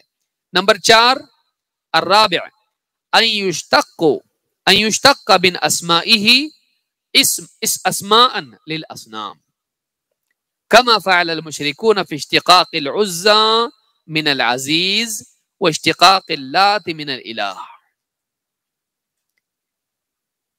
الحاد کی چوتھی قسم یہ ہے کہ اللہ کے ناموں میں سے کوئی نام مشتق، اس میں سے کاٹ کے نکالا جائے یا اس میں جوڑ توڑ کے بنایا جائے، ڈرائیو کیا جائے، اللہ کے نام میں سے کچھ کر کے ایک اور نام گھڑا جائے اپنے جھوٹے معبودوں کے لیے۔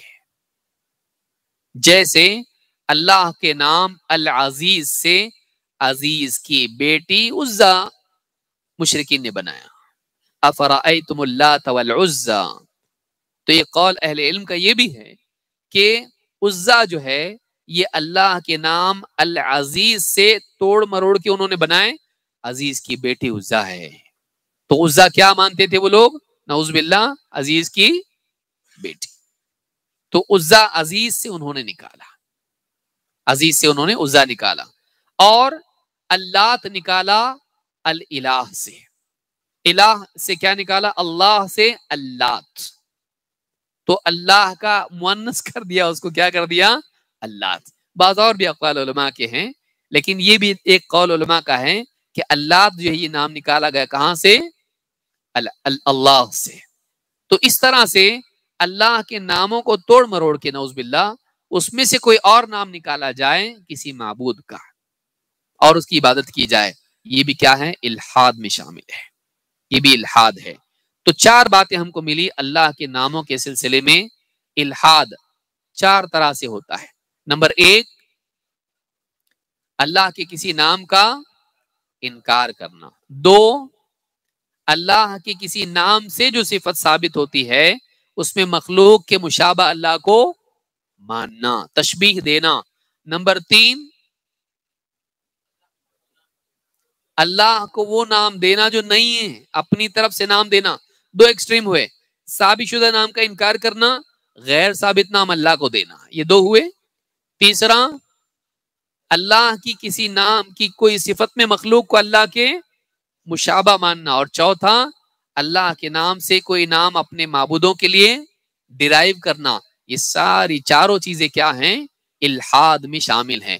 لیکن یہ جو الحاد ہے اللہ کے اسماء کے بارے میں، الحاد اللہ کی صفات کے بارے میں بھی ہوتا ہے، اس کے لیے 4 چیزیں الگ ہیں. تو اللہ تعالیٰ کے اسماء کے بارے میں الحاد میں 4 چیزیں آتی ہیں، اور اللہ تعالیٰ کی صفات کے باب میں الحاد میں بھی 4 چیزیں آتی ہیں. وہ الگ ہے، وہ شاید ہم آگے کے درس میں دیکھنے والے ہیں. لیکن اس میں ہم نے 4 چیزیں دیکھی. میں سمجھتا ہوں وقت ہو رہا ہے. ہاں، اذان کتنے بجے ہے؟ 8:15 بجے. تو 4 چیزیں یہاں پہ ملی. تعطیل، اللہ کے ناموں کا انکار کر دینا، یا اس میں تمثیل و تشبیہ کرنا، اور اسی طرح سے اختراع جس کو آپ کریں، گھڑنا اللہ کا نام. اور چوتھا یہ ہے کہ اشتقاق، ڈرائیو کرنا اس میں سے اللہ کا نام. یہ 4 قسمیں کس کی ہیں؟ یہ اللہ کے ناموں کے سلسلے میں الحاد ہیں. اللہ نے قرآن کریم میں فرمایا وَذَرُوا الَّذِينَ يُلْحِدُونَ فِي أَسْمَائِهِ، جسے اللہ نے فرمایا وَلِلَّهِ الْأَسْمَاءُ الْحُسْنَى فَادْعُوهُ بِهَا. اللہ کے بہت سے نام ہیں اچھے اچھے، تو تم انہی ناموں سے اسے پکارو. اور وَذَرُوا الَّذِينَ يُلْحِدُونَ فِي أَسْمَائِهِ سَيُجْزَوْنَ مَا كَانُوا يَعْمَلُونَ. اور چھوڑے رکھو ان لوگوں کو جو اللہ کے ناموں کے معاملے میں الحاد کی راہ چلنے لگے ہیں. قریب ہے کہ انہیں ان کی اس حرکت کی سزا ملے. جو کچھ وہ کر رہے ہیں ان کا بدلہ انہیں ملے گا، جلدی ملے گا. تو یہاں پر اللہ کی طرف سے تہدید، ڈانٹ ان لوگوں کے لیے ہے جو اللہ کے اسماء کے باب میں الحاد کے شکار ہوئے. شیخ ابن عثیمین رحمہ اللہ فرماتے ہیں والالحاد بجمیع انواعہ محرم. الحاد کا معنی کیا ہے؟ کون بتائے گا؟ ڈیویشن. انگلش میں موٹی موٹی اردو میں کیا بولیں گے اس کو؟ بھٹکنا، یا ٹیڑھے رستے پہ یا صراط مستقیم سے دائیں مڑنا اچھا کہ بائیں مڑنا اچھا؟ ہاں، دائیں اچھا رہتا نا. نہیں، یمین نہیں، نہ دائیں نہ بائیں. کیسا؟ سیدھے. اہدنا صراط المستقیم. دائیں مڑنا بھی غلط، بائیں مڑنا بھی غلط، مڑنا ہی غلط، جانا کیسا؟ سیدھا. تو میلان، الحاد، مائل ہو جانا، ٹیڑھا راستہ ہے، نہیں جانا اس پہ. اس سے کیا ہوتا؟ صراط مستقیم سے دور چلے جاتے ہیں. وَأَنَّ هَذَا صِرَاطِي مُسْتَقِيمًا فَاتَّبِعُوهُ وَلَا تَتَّبِعُوا السُّبُلَ فَتَفَرَّقَ بِكُمْ عَنْ سَبِيلِهِ. اللہ نے فرمایا یہ میری سیدھی راہ ہے. وَأَنَّ هَذَا صِرَاطِي مُسْتَقِيمًا فَاتَّبِعُوهُ، تم اسی راہ پر چلتے رہو، اسی کی پیروی کرو، اسی پر جمے رہو. وَلَا تَتَّبِعُوا السُّبُلَ، اور تم دوسری راہوں میں مت نکل جاؤ. اس صراط سے جڑے ہوئے شیطان کے کچھ بنائے ہوئے چھوٹے چھوٹے رستے ہیں، تم اس رستے کو چھوڑ کے شیطان کے راستے پہ مت جاؤ. وَلَا تَتَّبِعُوا السُّبُلَ فَتَفَرَّقَ بِكُمْ عَنْ سَبِيلِهِ. کیا ہوگا اگر تم راستے پہ جاؤ گے؟ ان راستوں پہ وہ تمہیں اللہ کی راہ سے بھٹکا دیں گے. اللہ کے نبی صلی اللہ علیہ وسلم نے، ابن ماجہ کی روایت اور بھی کتابوں میں آئی ہے، سیدھی ایک لکیر کھینچی آپ نے زمین پر، اور آپ نے उस सीधी लकीर से दाएं भी और बाएं भी लकीरें खींचे, निकलने वाली इस तरह से, जैसे शाख निकलती है ना, इस तरह से दाएं बाएं। और आपने बीच वाली लकीर पे उंगली रखी और आपने ये आयत पढ़ी, कहा कि ये अल्लाह की राह है और ये शैतान की राहें हैं। तो बाकी सारी राहें किसकी हैं? शैतान की, और एक रास्ता किसका? अल्लाह का। तो वो जो टेढ़े रास्ते हैं वो सब के सब किसके रास्ते हैं? शैतान के रास्ते हैं। तो इल्हाद शैतान का रास्ता है, गुमराही का रास्ता है। शैतान चाहता यह है कि अल्लाह के मामले में गुमराही का शिकार हो जाए। वहां से जब गाड़ी लुढ़केगी तो लुढ़कते ही जाएगी, खाई में जाके गिरेगी, इसकी गलत रास्ते पे जाएगी। तो कहा कि वल इल्हाद बिजमी अनवाइही मुहर्रम, इल्हाद अपनी तमाम तर किस्मों के साथ, चाहे वो किसी भी किस्म का इल्हाद हो, वो सब के सब इल्हाद क्या हैं? हराम हैं। लिअन्न अल्लाह तआला हद्ददल मुल्हिदीन बिक़ौलिही, इसलिए कि अल्लाह ताला ने डांटा है, वही सुनाई है उन लोगों को जो इल्हाद की डगर पर चलें। वदरुल्लज़ीना युल्हिदूना फी अस्माइही सयुजज़ौना मा कानू यअमलून, और छोड़ो उनको जो अल्लाह के नामों के बारे में इल्हाद की राह पर चलते हैं, करीब है कि उन्हें उनके अमल का बदला मिले, उनकी सजा मिले। वमिनहुम मा यकूनु शिरकन औ कुफ्रन हस्ब मा तक़तदीहि अल-अदिल्लतु अश-शरइय्या, कहते हैं इल्हाद में से बाज़ चीजें शिर्क हो जाती हैं और इल्हाद में बाज़ चीजें कुफ्र भी हो जाती हैं, जैसे भी शरई दलाइल के तहत उसका तकाजा हो, जो हुक्म लगाना हो उस पर लगाया जा सकता है। इल्हाद की मुख्तलिफ किस्में हैं। जहमिया अल्लाह के ताल्लुक से इल्हाद का शिकार हुए, कुफ्र में जा पड़े, कुफ्र में जा पड़े। और कुछ दूसरे लोग हैं जो गुमराही में जा पड़े। बाद लोग शिर्क में चले गए अल्लाह के बारे में। वही जो अर्श पे था मुस्तवी खुदा होकर, उतर पड़ा है मदीने में मुस्तफा होकर। तो मुस्तफा कौन है? अल्लाह ही मुस्तफा है, नऊज़ बिल्लाह। तो मखलूक को रब बना देना, रब को मखलूक बना देना, खालिक को मखलूक, मखलूक को खालिक, या इसी तरह से हुलूल का अकीदा हो, या इसी तरह से वहदतुल वजूद का अकीदा हो, ये सारी चीजें क्या हैं? इल्हाद हैं। ये सब के सब इल्हाद हैं। तो मिनहुम मा यकूनु शिरकन औ कुफ्रन हस्ब मा तक़तदीहि अल-अदिल्लतु अश-शरइय्या, शरई दलाइल का जो भी तकाजा हो उसके मुताबिक उस पर हुक्म कभी कुफ्र का लगेगा, कभी शिर्क का। मुख्तलिफ किस्म के इल्हाद हैं और हर एक का हुक्म अलग अलग होता है। तो ये हमने कुछ बातें देखी जो अल्लाह के नामों के ताल्लुक से थी। इसमें 5 कायदे हमने देखे, ठीक, 5 कायदे, और कुछ उसमें मुकद्दिमात भी हमने देखे, लेकिन बुनियादी तौर पर 5 कायदे हैं। कौन बताएगा 5 कायदे क्या क्या हैं? नंबर 1, अल्लाह के सारे नाम अच्छे हैं और अच्छाई में कमाल को पहुंचे हुए हैं। 2, अल्लाह के नाम सिर्फ नाम नहीं है, जैसे हमारा मामला होता है कि लेबल है और कुछ भी नहीं, उससे ज्यादा अच्छा सा नाम रख दिया लेकिन कुछ भी मत उसमें, यानी उसकी शख्सियत में उसका कुछ मामला नहीं है। नहीं, अल्लाह ताला अपने नामों के मुताबिक है। अल्लाह के अस्मा आलाम भी हैं और औसाफ भी हैं। अल्लाह अपने नामों के मुताबिक है। नंबर 3,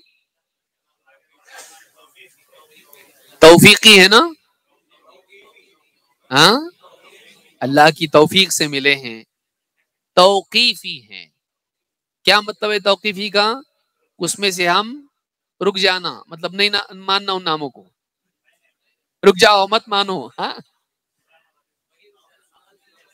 कुरान और सुन्नत की दलील पर रुक जाना, अपने दिल से गाड़ी आगे नहीं चलाना, अकल से या लोगों की पसंद से। बोले हमारे घर में मशवरा हुआ, हमने ये माना कि अल्लाह का नाम आज से ये रहेगा, कर सकते?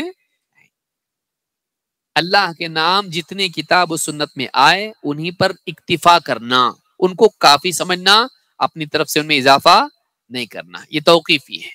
और उनमें इनकार भी नहीं कर सकते क्योंकि इसका भी हमको इख्तियार नहीं है। हम कोई नाम अल्लाह का उसका इनकार भी नहीं कर सकते, उसको मानना पड़ेगा, वो लाजिम है, क्योंकि तवक्कुफ करना पड़ेगा उसमें, कबूल के एतबार से रुकना पड़ेगा, छोड़ के जा नहीं सकता उसको। तो ये तीसरी चीज। नंबर 4, अल्लाह ताला के नाम کسی مخصوص عدد میں محصور نہیں ہے، یعنی اللہ تعالیٰ کے ناموں کی گنتی کوئی طے کر سکتا نہیں، اللہ ہی جانتا ہے اللہ کے کتنے نام ہیں۔ اللہ تعالیٰ کے جتنے بھی نام ہیں وہ اللہ جانتا ہے۔ نمبر 5، اللہ تعالیٰ کے ناموں کے معاملے میں الحاد سے بچنا ضروری ہے۔ اور الحاد کتنی قسم کا ہے اللہ کے ناموں میں؟ 4۔ نمبر 1، اللہ کے کسی نام کا انکار کرنا۔ 2، تشبیہ دینا، اللہ جو صفت اس نام کی ہے اس میں کسی مخلوق کو ویسا ماننا۔ نمبر 3، اپنے دل سے اللہ کو کچھ بھی نام دے دینا، جیسے نصارہ نے اب دے دیا، فادر۔ اب مطلب عربی کا اب یعنی آپ، ابو جو ہے اللہ کو نام کیا، اب فادر دے دیا۔ اور نمبر 4، اللہ کے ناموں میں سے توڑ مروڑ کے اس کو بنا کے کچھ تو معبود کو نام اپنے دینا، اور یہ سمجھنا کہ یہ نام ہے تو اس نام کی وجہ سے یہ بھی معبود ہو گیا، نہیں۔ اللہ کے ناموں میں سے نکالنا اور اشتراک اور اشتقاق اور ڈیریویشن جس کو آپ کہتے ہیں نہیں کر سکتے ہیں۔ تو یہ چاروں چیزیں جو ہیں الحاد میں سے ہیں۔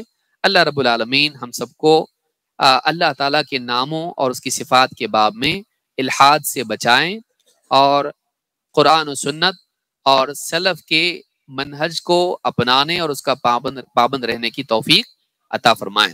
مزید باتیں ہیں جو انشاءاللہ اللہ کی صفات کے تعلق سے کچھ قواعد ہیں اور دلائل سے متعلق انشاءاللہ ہم کسی آنے والے درس میں دیکھیں گے۔ آج کے لیے اتنا ہی کافی۔ انشاءاللہ آنے والے کسی دن میں اسی طرح سے ہم بیٹھیں گے۔ کیا خود سے پڑھ لیں گے آپ لوگ؟ نہیں پڑھیں گے؟ ٹھیک ہے انشاءاللہ اس کو ہم کسی دن مناسب دن میں ہم لوگ مزید اس کو تفصیل سے سمجھنے کی کوشش کریں، کیونکہ صفات میں اور بھی زیادہ ہے۔ تو اس کے نوٹس کو آپ پڑھ لیں، اس میں کہیں ٹائپنگ کی مسٹیکس بھی عربی میں ہو سکتی ہیں، جو طلبہ ہیں اس کو دیکھ لیں، تو انشاءاللہ اس کو ہم آنے والے درس میں اس پہ ہم گفتگو کریں گے اور مزید اس کو اچھے سے سمجھنے کی کوشش کریں گے۔ اللہ تعالی ہم کو دین کا صحیح فہم عطا فرمائے۔ یقیناً اللہ تعالیٰ کے بارے میں جاننا، اللہ کی ذات و صفات کا علم، یہ ایمان کا حصہ ہے اور ایمان کو مضبوط بناتا ہے اور بندے کو صراط مستقیم پر باقی رکھتا ہے، اور گمراہیوں سے، چاہے وہ عقائد کا انحراف ہو چاہے وہ اعمال کا انحراف ہو، دونوں سے بچاتا ہے۔ لہٰذا اللہ کے بارے میں جاننا سب سے زیادہ ضروری ہے۔ کیوں؟ کیونکہ سب سے پہلا انٹرویو جو ہمارا ہونے والا ہے قبر میں، سب سے پہلا سوال کیا ہوگا؟ ربک، تیرا رب کون؟ لہٰذا اس کی تیاری کے لیے ضروری کہ ہم اپنے رب کو جانیں۔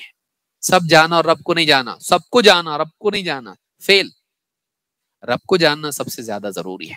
اللہ تعالی ہم سب کے ایمان کو قوی بنائیں، کامل بنائیں، نجات کے لائق بنائیں۔ اقول ھذا واستغفر اللہ لی ولکم۔